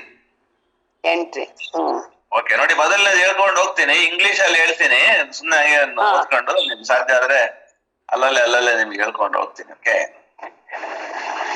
ಮೊದಲನೇದು ಕಾನ್ಸ್ಟಿಟ್ಯೂಷನಲ್ ಇಗ್ನೋರೆನ್ಸ್ ಅಂತ ಹೇಳಿ. ಏನು ಕಾನ್ಸ್ಟಿಟ್ಯೂಷನಲ್ ಇಗ್ನೋರೆನ್ಸ್ ಅಂದ್ರೆ, ನಮ್ಮ ಶರೀರ, ನಮ್ಮ ಪ್ರಾಣ ಮತ್ತು ನಮ್ಮ ಮನ ಇವು ಒಂದು ಸಮರಸತೆ ಇಲ್ಲದೆ ಇದ್ದಾಗ ನಮಗೆ ಜ್ಞಾನ ಅನ್ನೋದು ಪ್ರಾಪ್ತವಾಗೋದಕ್ಕೆ ಸಾಧ್ಯವಿಲ್ಲ. ದೇಹ, ಪ್ರಾಣ, ಮನ ಇವು ಏಕವಾದಾಗ ನಿಮ್ಗೆ ಏನ್ ಜ್ಞಾನ ಸಿಗುತ್ತೋ ಅದು ಈ ಇಗ್ನೋರೆನ್ಸ್ ಇದ್ದಾಗ, ದೇಹ, ಪ್ರಾಣ, ಮನಸ್ಸು ಬೇರೆ ಬೇರೆ ಫೇಸ್ ಅಲ್ಲಿ ಇದ್ದಾಗ, ಬೇರೆ ಬೇರೆ ಫ್ರೀಕ್ವೆನ್ಸಿನಲ್ಲಿ ಇದ್ದಾಗ ನಮ್ಗೆ ಅಜ್ಞಾನ ಏನಿರುತ್ತೆ ಅದನ್ನ ಕಾನ್ಸ್ಟಿಟ್ಯೂಷನಲ್ ಇಗ್ನೋರೆನ್ಸ್ ಅಂತ ಕರೀತಾರೆ. ದೇಹ, ಪ್ರಾಣ, ಮನ ಇವು ಸಮರಸ ಇರಲ್ಲ, ಸಮನ್ವಯ ಇರಲ್ಲ, ಅದನ್ನೇ ಒಂದಕ್ಕೊಂದು ಸೇರಿಸೋದಂತ. ದೇಹದೊಂದಿಗೆ ಪ್ರಾಣವನ್ನ, ಪ್ರಾಣದೊಂದಿಗೆ ಮನವನ್ನ ಸೇರಿಸಿದಾಗ ನಮಗೇನೋ ಒಂದು ವಿಶೇಷ ಜ್ಞಾನ ಪ್ರಾಪ್ತಿ ಆಗತ್ತೆ. ಅದು ಈ ಇಗ್ನೋರೆನ್ಸ್ ಅನ್ನ ತೆಗೆದು ಹಾಕತ್ತೆ. ಇಲ್ಲದೆ ಹೋದಾಗ ಯಾವುದು ನಮ್ಮನ್ನ ಅವಿದ್ಯೆ ಆವರಿಸ್ಕೊಳ್ಳುತ್ತೋ ಅದನ್ನ ಕಾನ್ಸ್ಟಿಟ್ಯೂಷನಲ್ ಇಗ್ನೋರೆನ್ಸ್ ಅಂತ ಕರೀತಾರೆ. ಮೊದಲನೇದು ಇದು ಯಾಕೆ ಅಂತ ಅಂದ್ರೆ, ದೇಹ ಅನ್ನೋದೇ ಬೇರೆ, ಅನ್ನಮಯದಿಂದ ಆಗಿರ್ತದೆ. ಪ್ರಾಣ ಅನ್ನೋದೇ ಬೇರೆ, ಅದು ಪಂಚಭೂತಗಳಿಂದ ಆಚೆಗಿದೆ ಪ್ರಾಣ ಅನ್ನುವಂಥದ್ದು, ಆಕಾಶದಿಂದ ಆಚೆಗಿದೆ ಪ್ರಾಣ ಅನ್ನುವಂಥದ್ದು. ಆ ಒಂದು ಸತ್ವ, ಅದರದ ಒಂದು ಇರುವಿಕೆ ಮತ್ತು ಅದರ ಫ್ರೀಕ್ವೆನ್ಸಿ ಅದೆಲ್ಲ ಹೇಳಕ್ ಬರಲ್ಲ. ಯಾಕೆಂದ್ರೆ ಅದಕ್ಕೆ ನಾಮ ಮತ್ತು ರೂಪಗಳು, ನಾವು ನಾಮ ಹೇಳ್ಬೋದು, ರೂಪ ಹೇಳಕ್ಕಾಗಲ್ಲ. ಪ್ರಾಣಕ್ಕೆ ಯಾವುದೇ ರೂಪ ಇರಲ್ಲ. ನೀರಿದ್ದಂಗೆ, ಗಾಳಿ ಇದ್ದಂಗೆ, ಯಾವ ಶರೀರದಲ್ಲಿ ಏನು ಅದು ಕೆಲಸ ಮಾಡ್ಬೇಕು ಆ ಶರೀರದಲ್ಲಿ ಆ ರೂಪ ತಗೊಳ್ತದೆ. ಮತ್ತೆ ಪ್ರಾಣಕ್ಕೆ ಯಾವುದೇ ರೂಪ ತಗೊಳ್ಳೋ ಶಕ್ತಿ ಇದೆ, ಯಾವಾಗ ಎಲ್ಲಿ ಬೇಕಾದ್ರೂ ಹೋಗೋ ಶಕ್ತಿ ಇದೆ. ಅಂತಹದ್ದು ಮನುಷ್ಯ ಶರೀರದಲ್ಲಿ ಕೆಲಸ ಮಾಡುವಾಗ ಶರೀರದೊಂದಿಗೆ ಸಮನ್ವಯ ಸಾಧಿಸದೆ ಹೋದಾಗ, ಆ ಪ್ರಾಣದೊಂದಿಗೆ ಮನಸ್ಸು ಕೂಡ ಸಮನ್ವಯ ಸಾಧಿಸೋದಿಕ್ಕೆ ಸಾಧ್ಯವಿಲ್ಲದೆ ಹೋದಾಗ ಉಂಟಾಗ್ತಕ್ಕಂಥ ಇಗ್ನೋರೆನ್ಸ್. ಇದಕ್ಕೆ ಕಾರಣ ಏನಂದ್ರೆ, ಮನಸ್ಸು ತುಂಬಾ ಸಂಸ್ಕಾರಗಳನ್ನ ಹೊಂದಿರುತ್ತೆ, ಆಲೋಚನೆ, ಚಿಂತನೆ, ಭಾವನೆ, ಕಲ್ಪನೆ, ನೆನಪು ಇತ್ಯಾದಿ ಇತ್ಯಾದಿ. ಹಾಗಾಗಿ ಅದು ಫ್ರೀ ಇರಲ್ಲ. ಈ ತರದಲ್ಲಿ ಒಂದು ಇಗ್ನೋರೆನ್ಸ್ ನಮ್ಮನ್ನ ಆವರಿಸ್ಕೊಳ್ಳುತ್ತೆ. ಅದನ್ನ ನಾವು ಮೊದಲನೇ ಇಗ್ನೋರೆನ್ಸ್ ಅಂತ ಹೇಳಿ ಹೇಳ್ತೀವಿ.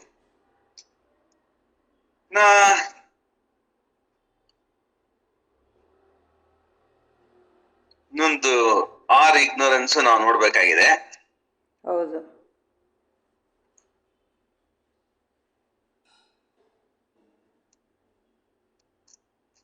ಪುಸ್ತಕದಲ್ಲಾದ್ರೆ ಸುಲಭವಾಗಿ ಸಿಗುತ್ತೆ. ನಾನು ಇಂಟರ್ನೆಟ್ ಅಲ್ಲಿ ನೋಡ್ತಾ ಇದ್ದೀನಿ, ಪುಸ್ತಕ ತೆಗೆಯೋದಕ್ಕೆ ಟೈಮ್ ಇಲ್ಲ ನನಗೆ. ಸರ್ ಹೋಗ್ಲಿ, ನೆಕ್ಸ್ಟ್ ಕ್ಲಾಸ್ ಅಲ್ಲಿ ಅದನ್ನ ಎಕ್ಸ್ಪ್ಲನೇಷನ್ ಮಾಡಿದ್ದಾರೆ. ಅದು ಬೇಕದು, ಯಾಕೆಂದ್ರೆ ನೋಡ್ಕೊಂಡು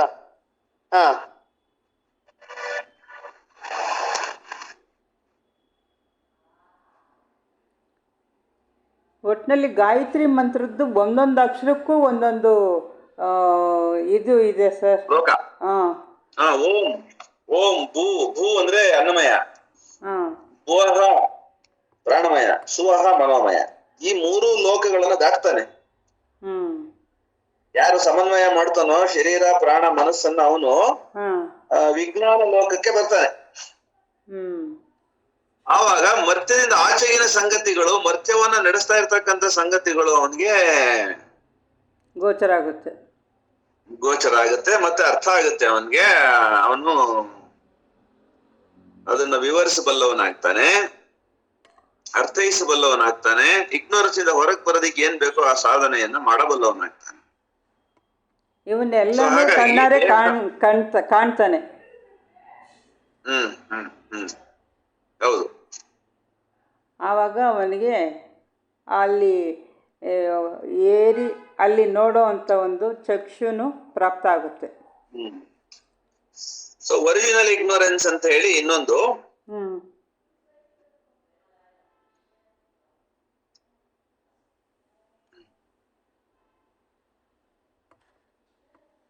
ಕಾಸ್ಮಿಕ್ ಇಗ್ನೋರೆನ್ಸ್ ಅನ್ನೋದು ಎರಡನೇದು. ನಮ್ಗೆ ವಿಶ್ವ ಹೇಗಿದೆ, ಎಲ್ಲಿದೆ, ಅದರ ಮೂಲ ಯಾವುದು ಒಂದು ಗೊತ್ತಿಲ್ವಲ್ಲ. ಹ್ಮ್. ಮೂರನೇದು ಈಗೋಯಿಸ್ಟಿಕ್ ಇಗ್ನೋರೆನ್ಸ್. ನಮ್ಮ ಸೀಮಿತ ಅಹಂಕಾರದಿಂದ ಮಾತ್ರ ಗ್ರಹಿಸಬಲ್ಲೆವು.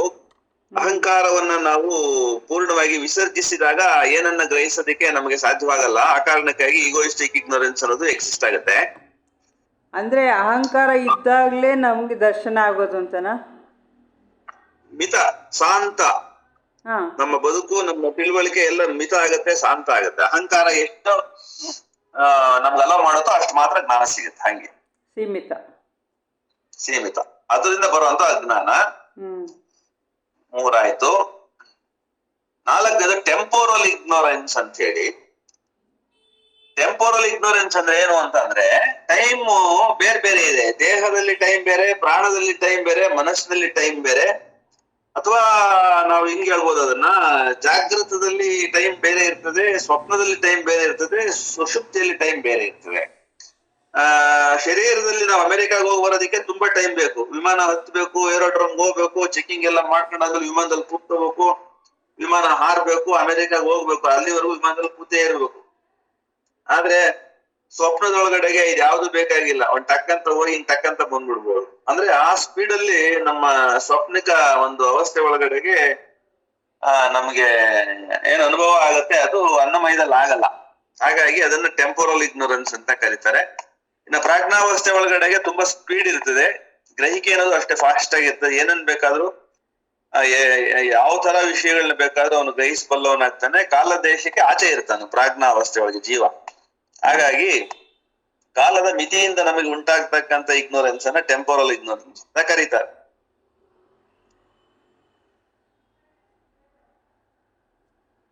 ನೆಕ್ಸ್ಟ್ ಬಂದ್ಬಿಟ್ಟು ಐದನೇ ಇಗ್ನೋರೆನ್ಸ್ ಸೈಕಲಾಜಿಕಲ್ ಇಗ್ನೋರೆನ್ಸ್ ಅಂತ ಹೇಳಿ.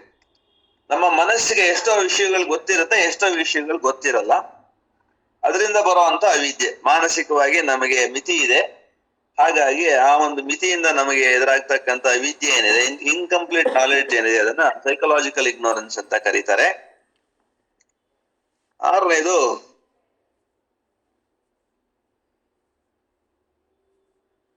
ಯಾರಾದ್ರೂ ಪೆನ್ನು ಪೇಪರ್ ಇದ್ರೆ ಒಂದ್ಸರಿ ಬರ್ಕೊಳ್ಳಿ, ನಾಳೆ ಬೇಕಾದ್ರೂ ಅದನ್ನ ನಾನು ನಿಮ್ಗೆ ಕಳಿಸ್ಕೊಡ್ತೀನಿ. ಅದನ್ನ ನೀಟಾಗಿ ಡೀಟೈಲ್ ಆಗಿ ಓದ್ಕೊಳ್ಳುತ್ತೆ. ಬರ್ಕೊಳ್ತಾ ಇದ್ದೀನಿ ಸರ್. ಹೌದು, ಇನ್ನೊಂದ್ಸರಿ ಹೇಳ್ತೀನಿ, ನೀವು ಅದನ್ನ ಕರೆಕ್ಟ್ ಆಗಿ ನೋಡ್ಕೊಳ್ಳಿ. ಇನ್ನೊಂದ್ಸರಿ ಹೇಳ್ತೀನಿ.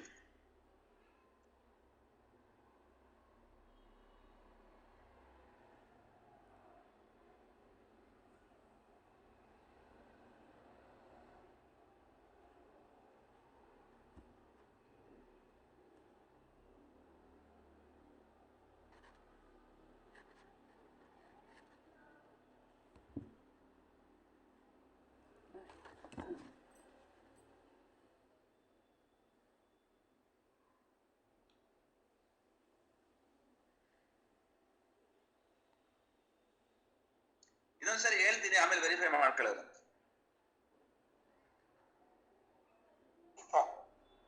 ಏಳನೇದು ಈಗ ಲಾಸ್ಟ್ ಹೇಳ್ತೀನಿ, ಮತ್ತೆ ಹಿಂದಿಂದ ಬರ್ತೀನಿ, 7, 6 ಹಿಂಗ್ ಬರ್ತೀನಿ.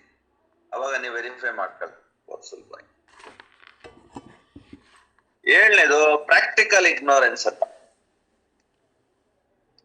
ಬರ್ಕೊಂಡ್ರಾ? ಬರ್ಕೊಂಡಿದ್ದಾರೆ ಸರ್. ಈಗ ಹೇಳ್ತೀನಿ ನೋಡಿ. ಏಳನೇದು ಪ್ರಾಕ್ಟಿಕಲ್ ಇಗ್ನೋರೆನ್ಸ್ ಆಯ್ತಾ ಅಮ್ಮ, ನೋಡ್ಕೊಳ್ಳಿ. ಇನ್ನೊಂದ್ಸರಿ ಹೇಳ್ತೀನಿ. ಆರನೇದು ಕಾನ್ಸ್ಟಿಟ್ಯೂಷನಲ್ ಇಗ್ನೋರೆನ್ಸ್. ಅದ್ರದ್ದು ವಿವರಣೆ ತುಂಬಾ ಇದೆ, ಹಂಗಾಗಿ ನಾನು ಅದನ್ನ ಸ್ಕ್ರಾಲ್ ಮಾಡ್ತಾ ಇದ್ದೀನಿ ಕೆಳಕ್ಕೆ. ಇದನ್ನ ನಾನು ನಿಮಗೆ ಕಳಿಸ್ಕೊಡ್ತೀನಿ, ಎಲ್ರು ಓದ್ಬೋದು. ಆರನೇದು ಕಾನ್ಸ್ಟಿಟ್ಯೂಷನಲ್ ಇಗ್ನೋರೆನ್ಸ್ ಆಯ್ತು. ಐದನೇದು temporal ignorance.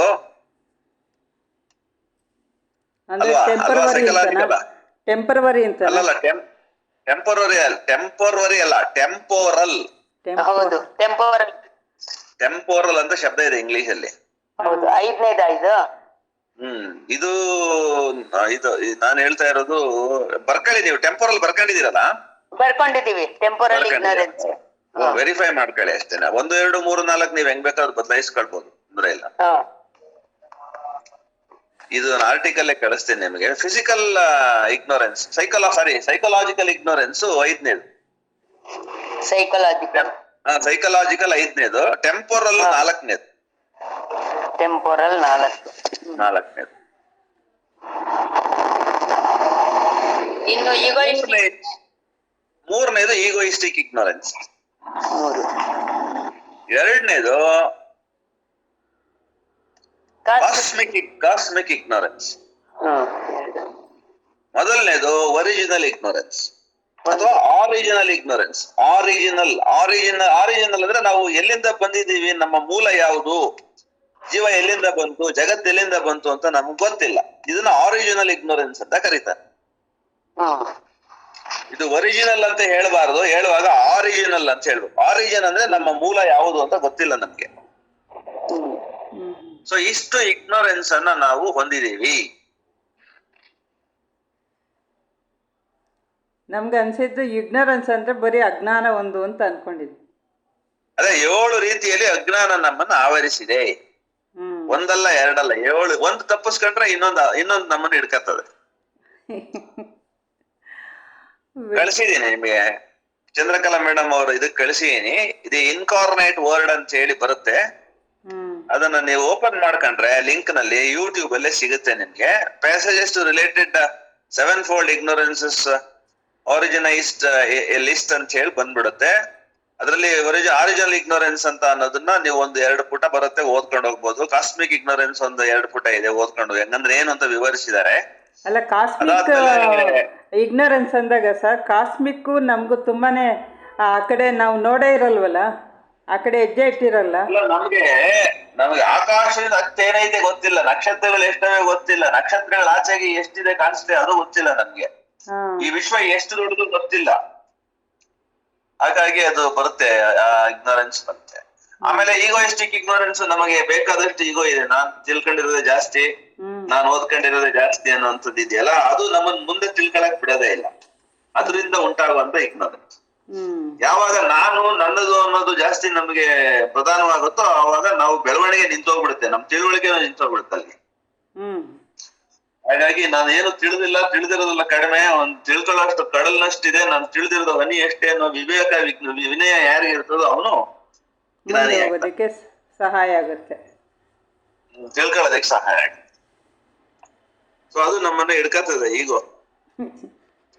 Next temporal ignorance. ನಾನು ಆಗ್ಲೇ ಹೇಳ್ದಂಗೆ ಇದು ಟೈಮ್ ಒಳಗಡೆಗೆ ನಮ್ಗೆ ಆಗ್ತಕ್ಕಂತ ವ್ಯತ್ಯಾಸ ಇದೆ.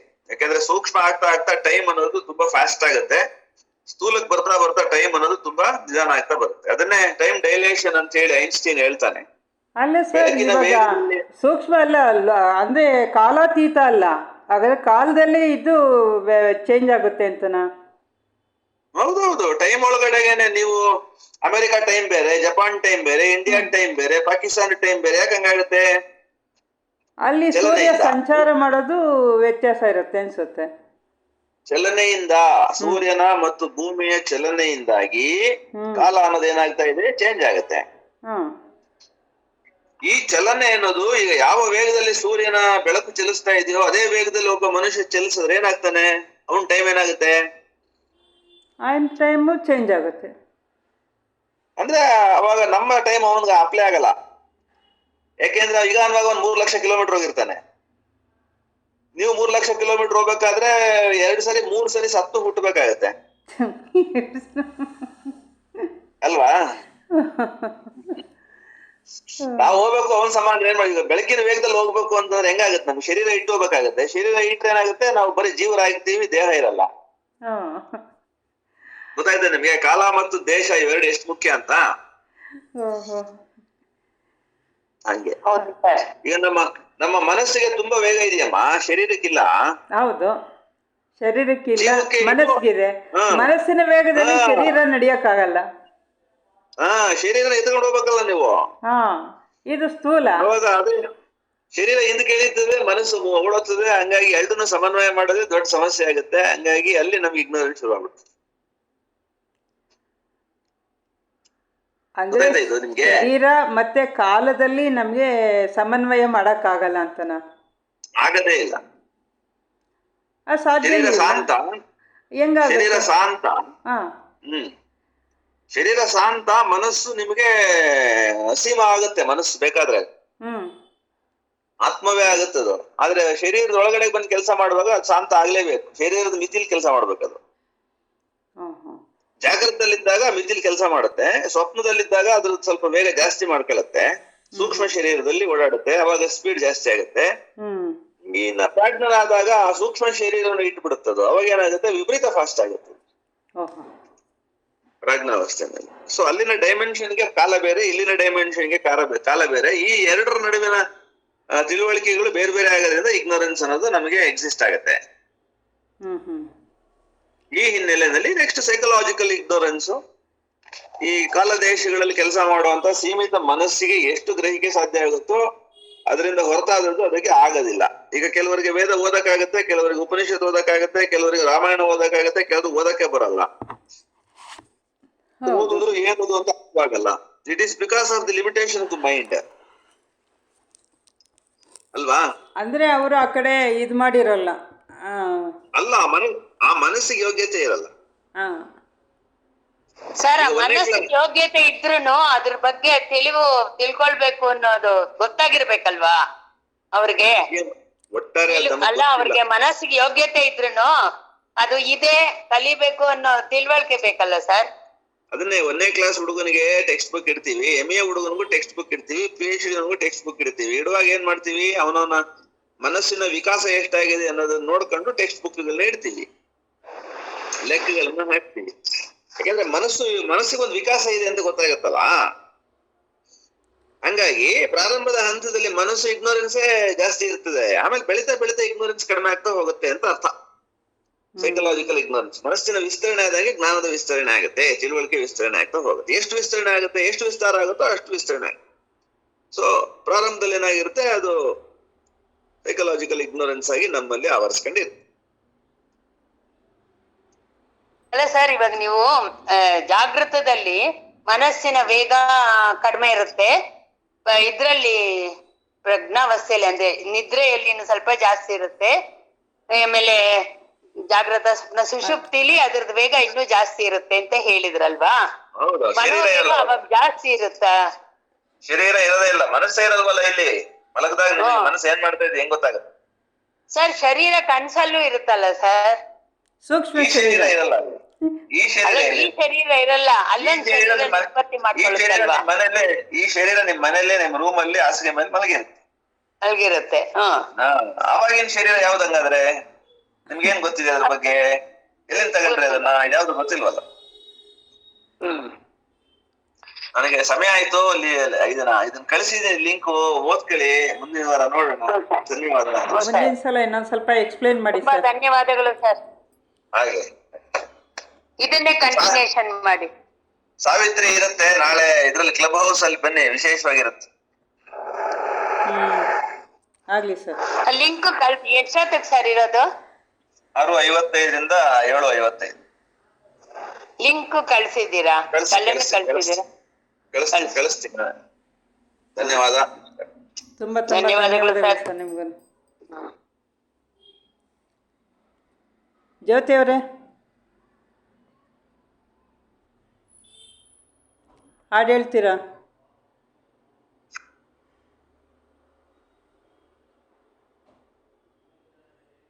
ಜ್ಯೋತಿ ಅಕ್ಕ ಅವ್ರು ಇದು ಹೇಳ್ತೀನಿ ಅಂದಿದ್ರಲ್ಲ, ಗಾಯತ್ರಿ ಮಂತ್ರದ್ದು. ಗಾಯತ್ರಿ ಆಡ್ತೀನಿ ಇವತ್ತು. ಗಾಯತ್ರಿ ಮಂತ್ರದ್ದೇ ಚರ್ಚೆ ಆಗ್ತಿದ್ದಿಲ್ಲ 2 ವಾರದಿಂದ. ಚಿಕ್ಕಮ್ಮ ಗಾಯತ್ರಿ ದೇವ್ ಮೇಲೆ ಬರ್ತಿರೋ ಹಾಡೆ ಆಡ್ತೀನಿ ಇವತ್ತು. ವಾಸುವಿದ್ ಬೇಡ. ಅದು ಸ್ವಲ್ಪ ಅರ್ಥನೂ ಇದ್ರೆ ಹೇಳ್ಬಿಟ್ಟು ಆಡು. ಅರ್ಥ ಇದು ಅದನ್ನ ಹೇಳಕ್ ಹೋದೆ. ತುಂಬಾ ಟಫ್ ಆಗಿದೆ, ಫುಲ್ ಸಾಂಸ್ಕ್ರಿಟ್ ವರ್ಡ್ಸ್. ಮ್ಯೂಚುವಲ್ ಚಿಂತನೆ ಮಾಡ್ಬೇಕು. ಬ್ರಹ್ಮ ತೇಜೋ ವಿವರ್ಧಿನಿ. ಯಾಕಂದ್ರೆ ಇದು ಗಾಯತ್ರಿ ಮಂತ್ರ ಅತ್ಯಂತ ಶ್ರೇಷ್ಠವಾದ ಅದ್ವಿತೀಯವಾದ ಮಂತ್ರ ಅಂತ ನಾವು ಚಿಂತನೆ ಮಾಡಿದೀವಿ, ತಿಳ್ಕೊಳ್ತಾ ಇದ್ದೀವಿ.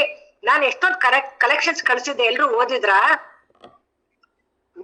ಕಳ್ಸಿದ್ರೆ ನೀವು ಓದಿದ್ದೀರ ಯಾರಾದ್ರೂ? ನಾನು ಕಳ್ಸಿದ್ದಲ್ಲ ವಾಸವಿ ದರ್ಶನಂಗೆ ಗಾಯತ್ರಿ ಮಂತ್ರದ ಬಗ್ಗೆ ನನ್ನ ಕಲೆಕ್ಷನ್ಸ್ ಎಲ್ಲ ಕಳ್ಸಿದ್ದೆ. ಒಬ್ರು ಉತ್ತರ ಕೊಡ್ತಿಲ್ಲ. ನೋಡಿದ್ದೀರಾ? ಓದಿಲ್ಲ, ನೀವೇ ಹೇಳ್ಬಿಡಿ ಅಂತ ಹೇಳ್ದೆ ನಾನು. ನನಗ್ ಬರಲ್ಲ, ಒಂದ್ 5 ನಿಮಿಷ ಹೇಳ್ಬಿಡಿ ಅಂತ. ಎಲ್ಲಪ್ಪ, ನನಗೆ ಎಕ್ಸ್ಪ್ಲನೇಷನ್ ಕೆಪಾಸಿಟಿ ಇಲ್ಲ. ನೀವು ಓದ್ಕೊಳ್ಳಿ. ಒಬ್ಬೊಬ್ಬ ಗ್ರಂಥಕರ್ತರು ಎಷ್ಟು ಚೆನ್ನಾಗಿ ಬರ್ದಿದ್ರೆ, ನಿಧಾನವಾಗಿ ಓದ್ಕೊಳ್ಳಿ. ನಿಧಾನವಾಗಿ ಓದಿ. ಅದನ್ನ ಎಕ್ಸ್ಪ್ಲೈನ್ ಮಾಡೋದ್ ಕಷ್ಟ ಇದೆ ತುಂಬಾ. ಅತ್ಯಂತ ಶ್ರೇಷ್ಠವಾದ್ದು, ಮಹಿಮಾನ್ವಿತವಾದದ್ದು ಅಂತ ಮಾತ್ರ. ಅದಕ್ಕೆ ನಿಮ್ಗೆ ಎಷ್ಟೊಂದು ಗಾಯತ್ರಿ ಮಂತ್ರದ ಬಗ್ಗೆ ಬಂದಿರೋದೆಲ್ಲ ಕಳಿಸ್ದೆ. ಎಷ್ಟು ಆರೋಗ್ಯಕ್ಕೆ ಸುಧಾರಣೆ ಆಗುತ್ತೆ, ಸೂಕ್ಷ್ಮ ಶರೀರಕ್ಕಾಗ್ಲಿ, ಸ್ಥೂಲ ಶರೀರಕ್ಕಾಗ್ಲಿ, ಕಾರಣ ಶರೀರಕ್ಕಾಗ್ಲಿ ದಿವ್ಯವಾದ ಮಂತ್ರ ಅಂತ ನೀವು ಓದಿ ಅಂತ ಕಳ್ಸ್ತಾರೆ. ಒಬ್ರು ಖುಷಿಯಾಗಿ ಎಲ್ರು ಖುಷಿ ಪಡ್ತಾರೆ ಅನ್ಕೊಂಡೆ, ಒಳ್ಳೆ ಇನ್ಫಾರ್ಮೇಶನ್ ಅಂತ. ಯಾರೋ ಭಾರತಿ ಕೊಳ್ಳೇಗಾಲನವರು ಹಿಂಗೆ ಮೆಚ್ಚುಗೆ ಸುತ್ಸಿ ಐಕಾನ್ ಹಾಕಿದ್ದಾರೆ. ಯಾರು ಭಾರತಿ ಕೊಳ್ಳೇಗಾಲ್ ನನಗೆ ಗೊತ್ತಾಗ್ಲಿಲ್ಲ. ವಾಸವಿ ದರ್ಶನ್ ಗ್ರೂಪ್ಗೆ ನಾನ್ ಹಾಕಿರೋ ಗಾಯತ್ರಿ ಮಂತ್ರದ ಡೀಟೇಲ್ಸ್ ಎಲ್ಲ ಓದಿ ಅವ್ರ ಅಪ್ರಿಸಿಯೇಷನ್ ಹಾಕಿದ್ದಾರಪ್ಪ. ಯಾರೋ ಗೊತ್ತಾಗ್ಲಿಲ್ಲ ಭಾರತಿ ಕೊಳ್ಳೇಗಾಲ ಅನ್ನೋರು. ಬೇರೆನೂ ಇದೆ ಅಂದ್ರೆ ಜ್ಯೋತಿ ಅವರೇ, ರಾಜೇಶ್ವರಿ ಅವರು ಒಂದೊಂದು ಅಕ್ಷರಕ್ಕೂ ಇದನ್ನ ಜ್ಞಾನದೀವಿಗೆ ಅಂತ ಪುಸ್ತಕದಲ್ಲಿ ಅವರು ಎಕ್ಸ್ಪ್ಲನೇಷನ್ ಮಾಡಿದ್ದಾರೆ. ಅದನ್ನು ಅದೇ ನನಗ್ ಸಿಕ್ಕದಷ್ಟು ಕಳ್ಸಿದ್ರಿ.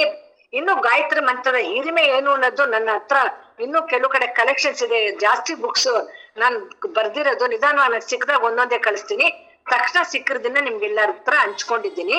ಇವಾಗ ಹೇಳೋ ಹಾಡ್ದು ಬ್ರಹ್ಮ ತೇಜೋ ವಿವರ್ಧಿನಿ. ಬ್ರಹ್ಮ ತೇಜಸ್ಸನ್ನ ವೃದ್ಧಿಗೊಳಿಸುವಂತ ವಿವರ್ಧಿನಿ, ಬ್ರಹ್ಮಾಸ್ತ್ರ ರೂಪಿಣಿ. ಎಲ್ಲ ಅಸ್ತ್ರಗಳಿಂದ ಬ್ರಹ್ಮಾಸ್ತ್ರ. ಅವರು ರಾಮ ಬಿಟ್ಬಿಟ್ರೆ ಬ್ರಹ್ಮಾಸ್ತ್ರ ಇದ್ದಂಗೆ ಅಂತ ನಾವೇ ಉಪಯೋಗಿಸ್ತಿರ್ತೀವಿ ಆಡು ಭಾಷೆಯಲ್ಲಿ. ಬ್ರಹ್ಮಾಸ್ತ್ರ ಅಂದ್ರೆ ಅದಕ್ಕೆ ಎದುರಿಲ್ಲ, ಎಣೆ ಇಲ್ಲ ಅಂತ. ಬ್ರಹ್ಮಾಸ್ತ್ರ ರೂಪಿಣಿ ಗಾಯತ್ರಿ ಮಂತ್ರನ ಅಷ್ಟು ಹೈ ಲೆವೆಲ್ ಅಲ್ಲಿ ಇಟ್ಟು ಹೇಳ್ತಾ ಇದ್ದಾರೆ. ಬ್ರಹ್ಮ ಲೋಕ ನಿವಾಸಿನಿ, ಪರಬ್ರಹ್ಮ ಸ್ವರೂಪಿಣಿ.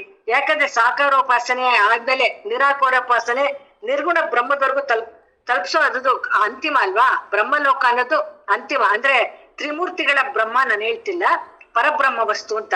ಅಲ್ಲಿನ ನಿವಾಸಿ ದೇವಿ ಅಂತ. ಬ್ರಹ್ಮಲೋಕ ನಿವಾಸಿನಿ, ಪರಬ್ರಹ್ಮ ಸ್ವರೂಪಿಣಿ, ಪಂಚಭೂತ ರೂಪಿಣಿ, ಪಂಚಮುಖಿ ತ್ರಿಲೋಚನೆ. ಗಾಯತ್ರಿ ಮಾತೆಗೆ 5 ಮುಖಗಳು ಯಾವಾಗ್ಲೂ ಹೇಳ್ತಾರಲ್ವಾ, ಅಷ್ಟು ಡೀಟೇಲ್ಸ್ ನಂಗೆ ಹೇಳಕ್ ಗೊತ್ತಾಗಲ್ಲ, ಗೊತ್ತಿರೋ ಅಷ್ಟು ಹೇಳ್ತೀನಿ. ಪಂಚಮಹಾಭೂತ ರೂಪನು ಅವಳೆ, ಪಂಚಮುಖಿ ಉಳ್ಳವಳು ಅವಳೆ, ತ್ರಿಲೋಚನೆ 3 ಕಣ್ಣುಳ್ಳವಳು, ಪಂಚಕ್ಲೇಶ ಹಾರಿಣಿ. ನಮಗೆ ಪಂಚಕ್ಲೇಶಗಳು ಯಾವ್ದು ಹೇಳ್ತಲ್ಲಪ್ಪ, ಯಾವ್ಯಾವ್ದು? ರೋಗ, ದಾರಿದ್ರ್ಯ, ದುಃಖ, ಅದ ಪ್ರೇಮ ಅವರೇ. ಪಂಚಕ್ಲೇಶಗಳು ಅಂದ್ರೆ ಯಾವ್ದು ನೋಡ್ಬೇಕು. ಕೇಳಿಸಿ ತಕ್ಷಣ 3 ಇದ್ ಬರುತ್ತಪ್ಪ. ಮೊದ್ಲು 2 ಮರ್ತೋಗಿದ್ದೆ. ಮೊದ್ಲು ಅದೇನೋ 2 ಬರುತ್ತಮ್ಮ, ನಂಗ್ ಮರ್ತೋಗಿದೆ, ನೋಡಿ ಹೇಳ್ತೀನಿ ಬೇಕು ಅಂದ್ರೆ. ನನಗೂ ಕೇಳಿದ್ವಿ. ಪಂಚಕ್ಲೇಶ ಅಂದ್ರೆ ಹೊಸ ವರ್ಡ್ ಅಲ್ಲ, ಬಟ್ ಹೇಳಕ್ ನೋಡಿ ಗೊತ್ತಾಗ್ತಿಲ್ಲ. ಪಂಚಕ್ಲೇಶಗಳನ್ನು ನೀಗುವವಳು, ಪ್ರಣತಾರ್ತಿ ವಿನಾಶಿನಿ. ಅಂದ್ರೆ ಅವಳ ಆಶ್ರಯಿಸಿದವಳನ್ನ, ಪ್ರಣತ ಅಂದ್ರೆ ಅವಳ ನತಮಸ್ಕರಾಗಿ ಅವಳನ್ನ ಆಶ್ರಯಿಸಿದವಳನ್ನ, ಅವರ ಅರ್ಥ ವಿನಾಶಿಸಿದ ಅವರ ದುಃಖವನ್ನ ಕಷ್ಟವನ್ನ ನೀಗಿಸುವವಳು ಅಂತ. ಅದು ಶ್ಲೋಕ ತರ ಬರ್ದಿದ್ದಾರೆ. ಹಾಡ್ ಬಂದು ಜೀವಕೋಟಿ ಪಾವನಿ ಗಾಯತ್ರಿ ಜನನಿ. ನಿಮ್ಗೆ ಅರ್ಥ ಆಗುತ್ತಲ್ವಾ? ಇಡೀ ಜೀವಕೋಟಿನ ಉದ್ಧಾರ ಮಾಡೋಂಥವಳು ಗಾಯತ್ರಿ ಮಾತೆ. ಸಪ್ತಕೋಟಿ ಮಹಾಮಂತ್ರ ರೂಪಿಣಿ. ಆ ಸಪ್ತಕೋಟಿ ಮಹಾಮಂತ್ರಕ್ಕಿಂತ ಆಧಿಕ್ಯ ಉಳ್ಳ ಮಂತ್ರ ರೂಪಿಣಿಯವಳು ಅಂತ ಹೇಳ್ತಾ ಇದ್ದಾರೆ. ಇದು ಪ್ರಾತಃ ಸಂಧ್ಯಾರ್ಚಿತೆ ಹಂಸವಾಹನಿ, ಅಪರಾಹ್ನೋಪಾಸಿತೆ ಗರುಡ ವಾಹನಿ, ಸಾಯಂ ಸಂಧ್ಯಾಶ್ರಿತೆ ವೃಷಭ ವಾಹನಿ, ಸರ್ವಕಾಲ ಪೂಜಿತೆ ಮಹಾಯೋಗಿನಿ. ಇದಕ್ ಚಿಕ್ಕಮ್ಮ ನಮ್ಗೆ ಹೇಳ್ತಾ ಇದ್ದಿದ್ದು ನಮ್ಮ ಹ್ಯೂಮನ್ ಎನರ್ಜಿ ಲೆವೆಲ್ಸ್. ಅದಕ್ಕೆ ಏನ್ ಮಾಡಿದ್ರು ಪ್ರಾತಃ ಕಾಲದಲ್ಲಿ ಮಾಡಿ ಏನ್ ಸಾಧನೆ ಮಾಡ್ಬೇಕಾದ್ರು ಅಂತ ಹೇಳ್ತಾರೆ. ಅಟ್ಲೀಸ್ಟ್ ಒಂದು ವ್ಯಾಪಾರ ಮಾಡಿದ್ರು ಕೂಡ ಬೆಳಿಗ್ಗೆ ಹೊತ್ತು ತೆಗೆದ್ರೆ ವ್ಯಾಪಾರ ಜಾಸ್ತಿ ಇಲ್ಲದನ್ನ ಲೌಕಿಕ ಅನ್ವಯಿಸಿ ಹೇಳ್ತಿದ್ರು. ಚಿಕ್ಕಮ್ಮ ಇಲ್ಲಿ ಹೇಳ್ತಾ ಇದ್ದಿದ್ದು ಹಂಸವಾಹನಿ. ಹಂಸ ಪಕ್ಷಿ ಅತ್ಯಂತ ಶ್ರೇಷ್ಠವಾದ್ದು, ಹೈ ಲೆವೆಲ್ ಅಲ್ಲಿ ಹಾರುವಂಥದ್ದು.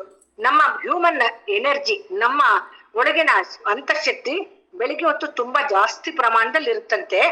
ಅಪರಾಹ್ನೋಪಾಸಿತೆ ಗರುಡವಾಣಿ. ಮಧ್ಯಾಹ್ನದ ಹೊತ್ತಿಗೆ ಇನ್ನೂ ಹೈ ಲೆವೆಲ್. ಪ್ರಾತಃ ಕಾಲದಲ್ಲಿ ಹಂಸ ಪಕ್ಷಿ ಹಾರುತ್ತೆ, ಗರುಡ ಅತ್ಯಂತ ಎತ್ತರದಲ್ಲಿ ಹಾರುತ್ತಲ್ವಾ. ಅಪರಾಹ್ನೋಪಾಸಿತೆ, ಮಧ್ಯಾಹ್ನ ಉಪಾಸನೆ ಮಾಡಿದ್ರೆ ಗರುಡನಷ್ಟು ಶಕ್ತಿ ಬರ್ತಂತೆ. ಫುಲ್ ಪೀಕ್ ಹೋಗಿ ಹಾರೋಷ್ಟು ಎನರ್ಜಿ ಇರುತ್ತೆ ನಮಗೆ. ಸಾಯಂ ಸಂಧ್ಯಾಶ್ರಿತೆ ವೃಷಭ ವಾಹನಿ. ದಿನ ಎಲ್ಲ ನೇಗ್ಲು ಉತ್ತು ಭೂಮಿನ. ವೃಷಭ ಅಂದ್ರೆ ಎತ್ತುಗಳು ದಣಿದು ಬಸವಳದು ಹೊಲದಿಂದ ಮನೆಗ್ ಬರ್ತಾವಲ್ಲ, ನಮ್ಗೆ ಎನರ್ಜಿ ಡೌನ್ ಆಗಿ ಹೋಗಿರ್ತಂತೆ. ಲೆಕ್ಕ ಹಾಕೊಳ್ಳಿ, ಅಂಗಡಿಗೆ ಹೋಗಿರೋ ಮನುಷ್ಯರಾಗ್ಲಿ, ದಿನ ಪೂರ್ತಿ ದಣಿದ ಗೃಹಿಣಿ ಆಗ್ಲಿ, ಸ್ಕೂಲ್ ಹೋಗಿರೋ ಮಕ್ಳಾಗ್ಲಿ, ದುಡ್ದವ್ರಾಗ್ಲಿ, ಸಂಜೆ ಹೊತ್ತಿಗೆ ಟೈರ್ಡ್ ಆಗ್ಬಿಡ್ತಾರಲ್ವಾ, ರೆಸ್ಟ್ಗೆ ಅಂತ ಎಲ್ರು ಅವ್ರವ್ರ ಮನೆಗಳಿಗೆ ವಾಪಸ್ ಬರ್ತಾರಲ್ವಾ ಆಚೆ ಹೋದವ್ರು. ಹಾಗೆ ಸಾಯಂ ಸಂಧ್ಯಾಶ್ರಿತೆ ವೃಷಭವನಿ. ಎತ್ತಿನಷ್ಟು ಶಕ್ತಿ ಡೌನ್ ಆಗ್ಬಿಟ್ಟಿರ್ತಂತೆ, ಸುಸ್ತಾಗ್ಬಿಟ್ಟಿರ್ತಂತೆ. ಬೆಳಿಗ್ಗೆ ಹಂಸ ಪಕ್ಷಿ ಹಂಗೆ ಎನರ್ಜಿ ಗೈನ್ ಮಾಡ್ಕೊಂಡು ಹೋಗ್ತಾ ಇರ್ತೀವಿ. ಆಮೇಲೆ ಇನ್ನು ಮಧ್ಯಾಹ್ನದ ಹೊತ್ತಿಗೆ ಪೀಕ್ ಹೋಗ್ತೀವಿ. ಆಮೇಲೆ ಗೈನ್ ಆಗಿ ಎನರ್ಜಿ ಡ್ರೈನ್ ಆಗ್ತಾ ಬರುತ್ತೆ. ಸಂಜೆ ಹೊತ್ತಿಗೆ ವೃಷಭವನಿ ಎತ್ತ ತರ ಸುಸ್ತಾಗ್ಬಿಡ್ತೀವಿ. ಆ ತರ ಸರ್ವಕಾಲ ಪೂಜಿತೆ ಮಹಾಯೋಗಿನಿ. ಈ 3 ಕಾಲಗಳಲ್ಲೂ ಉಪಾಸನೆ ಮಾಡಿದ್ರು ಕೂಡ ಅಷ್ಟೊಂದು ಶಕ್ತಿ ಕೊಟ್ಟೇ ಕೊಡ್ತಾಳೆ ದೇವಿ. ಸರ್ವಕಾಲದಲ್ಲೂ ಪೂಜನೀಯಳು ಗಾಯತ್ರಿ ಅಂತ ಇಲ್ಲಿ ಹೇಳಿದ್ದಾರೆ. ದೇವಿ ಸ್ವರೂಪಳಾಗಿ ಆ ಮಂತ್ರನ ವರ್ಣನೆ ಮಾಡಿದ್ದಾರೆ. ಇನ್ನೊಂದು ದಿವ್ಯ ಪಥ ಸಂಚಾರಿಣಿ, ಅವಳು ಯಾವಾಗ್ಲೂ ದಿವ್ಯ ಪಥದಲ್ಲಿ ಅವಳು ಸಂಚಾರ ಮಾಡುವಂತವಳು. ಜಯಶಾಲಿನಿ, ದಿವ್ಯ ಮೋದದಾಯಿನಿ, ಆದ್ರೆ ಲೌಕಿಕವಾದ ಆನಂದ ಅಲ್ಲ, ಅಲೌಕಿಕವಾದ ದಿವ್ಯವಾದ ಆನಂದವನ್ನು ಕೊಡುವವಳು. ಚಾರುಹಾಸಿನಿ ಅಂದ್ರೆ ಸುಂದರವಾದ ನಗು ಉಳ್ಳವಳು. ಧೀಶಕ್ತಿ ಪ್ರಚೋದಿನಿ, ಧೀಶಕ್ತಿ ಅಂದ್ರೆ ಮೇಧಾಶಕ್ತಿ ಅಂತಲ್ಲ, ಲೌಕಿಕವಾದ ಓದು ಬರಹ ವಿದ್ಯಾಭ್ಯಾಸದಿಂದ ಬರೋ ಬುದ್ಧಿಶಕ್ತಿ ಅಲ್ಲ ಇದು. ಅದನ್ನ ಇಡೀ ಓದಿನ ಪ್ರಪಂಚ ಜ್ಞಾನದ ಮೂಲ ಸಾರಭೂತ ಜ್ಞಾನ ಕೊಡುವಂತವಳು ಧೀಶಕ್ತಿ ಅಂತ ಅದನ್ನ ಹೇಳ್ತಾರೆ. ಮೇಧಾಶಕ್ತಿ ಅಂತ. ಸಮಾಧಿ ಸ್ಥಿತಿಯಲ್ಲೂ ಅಷ್ಟೇ ಸಾಧನೆ ಮಾಡಿದಾಗ ಋತಂಬರ ಪ್ರಜ್ಞೆ ಜಾಗೃತ ಆಗ್ಬೇಕು ಅಂತ ಮಾತಾಜಿ ಯಾವಾಗ್ಲೂ ಹೇಳ್ತಾರಲ್ಲ, ಅದು ಋತಂಬರ ಪ್ರಜ್ಞೆ ಅಂದ್ರೆ ಹೈಯೆಸ್ಟ್ ಧೀಶಕ್ತಿ. ಅದನ್ನ ಪ್ರಚೋದನೆ ಮಾಡುವಂತವಳು. ದಿಗ್ವಿಮೋಹಿನಿ, ಎಲ್ಲ ದಿಕ್ಕುಗಳಲ್ಲಿಗೂ ಸೆಳೆಯುವಂತವಳು ದಿಗ್ವಿಮೋಹಿನಿ. ದುರಿತ ವಿದೂರಿಣಿ ಅಂದ್ರೆ ಕಷ್ಟಗಳನ್ನ ನಿವಾರಿಸುವವಳು, ಕೆಟ್ಟದ್ದನ್ನ ನೀಗಿಸುವವಳು. ದೀಕ್ಷಾರೂಪಿಣಿ. ಆಮೇಲೆ ಅವಳು ಏನೇನ್ ಕೊಡ್ತಾಳೆ ದೇವಿ ಅಂತ ಇಲ್ಲಿ ಹೇಳಿದ್ದಾರೆ. ಇಚ್ಛಾಶಕ್ತಿ ಪ್ರಸಾದಿನಿ ಕಲ್ಯಾಣಿ, ನಾವೇನ್ ಆಸೆ ಪಟ್ರೆ ಕೊಡ್ತಾಳೆ ಕಲ್ಯಾಣ. ಇದೆಲ್ಲ ಲೌಕಿಕವಾಗಿ ಅನ್ವಯಿಸ್ಕೋಬಾರ್ದು, ಆಧ್ಯಾತ್ಮಿಕ ಪ್ರಗತಿಗೆ ಅನ್ವಯಿಸ್ಕೊಂಡು ತಗೋಬೇಕು. ಆತ್ಮ ಜ್ಞಾನಕ್ಕೆ ಮೋಕ್ಷ ಕಡೆಗೆ ಹೋಗಬೇಕಾದ ಅರ್ಹತೆಗಳನ್ನೆಲ್ಲ ಕೊಡುವಂತವಳು ಅಂತ. ಜ್ಞಾನಶಕ್ತಿ ಪ್ರಕಾಶಿನಿ ಬ್ರಹ್ಮಾಣಿ, ಕ್ರಿಯಾಶಕ್ತಿ ಸಂಚಾಲಿನಿ ದೇವಿ ಭವಾನಿ, ಸರ್ವಶಕ್ತಿ ಪ್ರದಾಯಿನಿ ಗೀತ ಸುಧಾವನಿ. ಈ ತರ ಹಾಡು ಬರ್ತಿದ್ದಾರೆ. ಇದನ್ನ ನಾನು ರಾಗ ಹಾಕಿದ್ದೆ, ಅದನ್ನ ಹಾಡ್ತೀನಿ.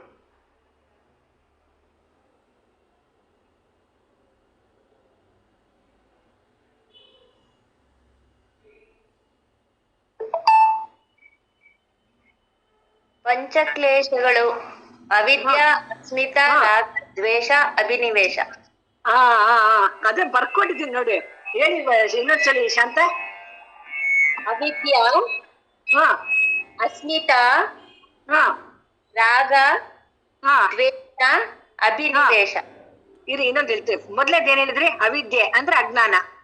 ಎರಡನೇದು ಅಸ್ಮಿತಾ ಅಂದ್ರೆ ನಾನಿದ್ದೀನಿ ಅನ್ನೋದು ಅಸ್ಮಿತಾ. ನಾನಿದ್ದೀನಿ ಜೀವಭಾವದಲ್ಲಿ ಅಂತ. ಆಮೇಲೆ ಹೇಳಿ. ರಾಗ ಅಂದ್ರೆ ಅದೇ ಮೋಹ, ಪ್ರಪಂಚದ ಮೇಲೆ ಮೋಹ, ಆಸೆಗಳಮ್ಮ. ರಾಗ ಅಂದ್ರೆ ಆಸೆಗಳು, ಅದೇ ಮೋಹ ಅಂತ ಹೇಳಿದ್ದಲ್ಲ. ರಾಗ ಮೋಹ, ದ್ವೇಷ. ರಾಗ ದ್ವೇಷ ಅಂದ್ರೆ ಎರಡು ಇರುವಂತದ್ದು. ಅಭಿನಿವೇಶ ಕ್ಲೇಶ ಅಂದ್ರೆ ನಾನು ಎಲ್ಲಿಲ್ಲವಾಗ್ಬಿಡ್ತೀನೋ ಅಂತ ಮೂರತ್ತು ಭಯ ಪಡ್ತಿರ್ತೀವಿ. ನಾನು ಆಗುವೇನು ಎಂಬ ಭಯ. ಅದು ಅವಿದ್ಯೆ, ಅಸ್ಮಿತಾ, ರಾಗ, ದ್ವೇಷ, ಅಭಿನಿವೇಶ, ಕ್ಲೇಶ. ಜ್ಞಾಪಕ ಬಂತು. ಥ್ಯಾಂಕ್ಸ್ ಅಪ್ಪ. ಹೇಳಿದ್ದಕ್ಕೆ ಯಾವಾಗಲೂ ಹೇಳಿದ್ರೆ ಈ ಖುಷಿ ಸಿಗಲ್ಲ. ಇವತ್ತ ಚಿಂತನೆ ಮಾಡಿದಕ್ಕೆ ಸಿಕ್ತು. Thank you. ಹೌದಾ? ಹೌದು ಹೇಳಿ ಅಕ್ಕ.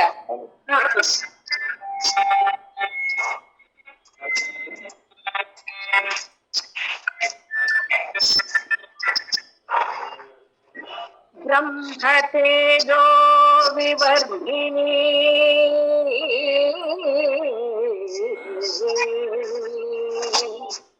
ಬ್ರಹ್ಮತೇಜೋ ವಿವರ್ಧಿನಿ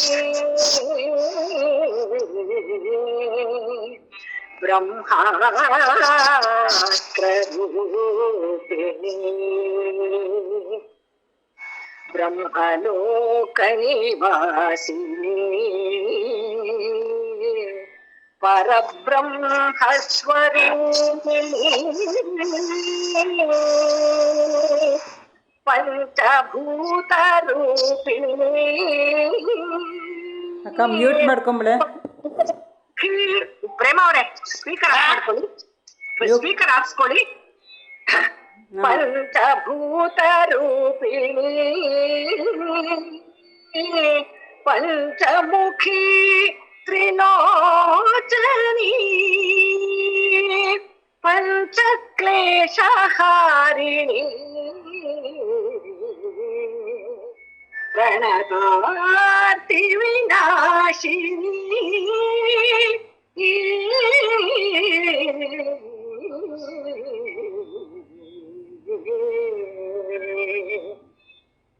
ಜೀವಕೋಟಿ ಪಾವನಿ ಗಾಯತ್ರಿ ಜನನಿ ಜೀವಕೋಟಿ ಪಾವನಿ ಗಾಯತ್ರಿ ಜನನಿ ಸಪ್ತಕೋಟಿ ಮಹಾಮಂತ್ರ ರೂಪಿಣಿ ಜೀವಕೋಟಿ ಪಾವನಿ ಗಾಯತ್ರಿ ಜನನಿ ಸಪ್ತಕೋಟಿ ಮಹಾಮಂತ್ರ ರೂಪಿಣಿ ಜೀವಕೋಟಿ ಪಾವನಿ ಗಾಯತ್ರಿ ಜನನಿ ಪ್ರಾತಃ ಸಂಧ್ಯಾರ್ಚಿತೆ ಹಂಸವಾಹನಿ ಅಪರಾಹೋಪಾಸಿತೆ ಗರುಡವಾಹನಿ ಪ್ರಾತಃ ಸಂಧ್ಯಾರ್ಚಿತೆ ಹಂಸವಾಹನಿ ಅಪರಾಹೋಪಾಸಿತೆ ಗರುಡವಾಹನಿ ಸಾಯಂ ಸಂಧ್ಯಾಶ್ರಿತೆ ವೃಷಭವಾಹನಿ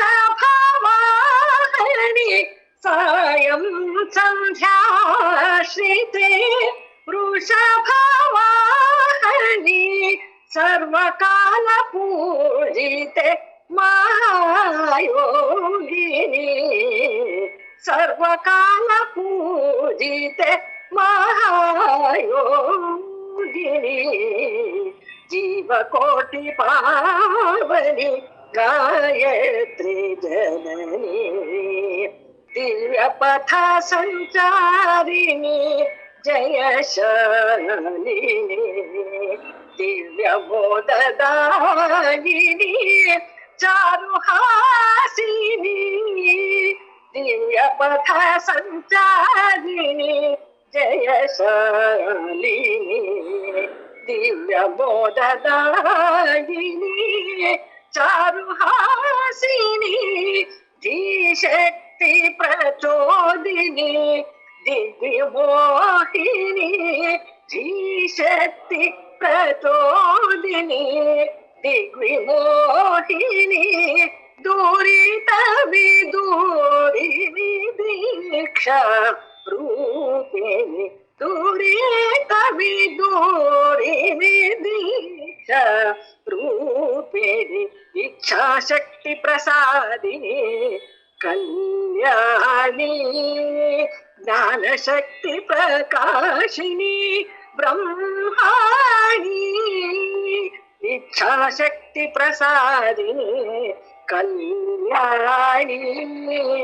ಜ್ಞಾನಶಕ್ತಿ ಪ್ರಕಾಶಿನಿ ಬ್ರಹ್ಮಾಣಿ ಕ್ರಿಯಾಶಕ್ತಿ ಸಂಚಾಲಿನಿ ದೇವಿ ಭವಾನಿ ಕ್ರಿಯಾಶಕ್ತಿ ಸಂಚಾಲಿನಿ ದೇವಿ ಭವಾನಿ ಸರ್ವಶಕ್ತಿ ಪ್ರದಾಯಿನಿ ಗೀತ ಸುಧಾವನಿ ಸರ್ವಶಕ್ತಿ ಪ್ರದಾಯಿನಿ ಗೀತ ಸುಧಾವನಿ ಜೀವಕೋಟಿ ಪಾವನಿ ಗಾಯತ್ರಿ ಜನನಿ ಸಪ್ತಕೋಟಿ ಮಹಾಮಂತ್ರ ರೂಪಿಣಿ ಜೀವಕೋಟಿ ಪಾವನಿ ಗಾಯತ್ರಿ ಜನನಿ ಗಾಯತ್ರಿ ಜನನಿ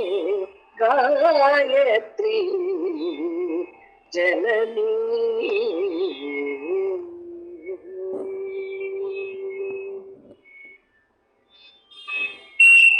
ವಾಸನೆ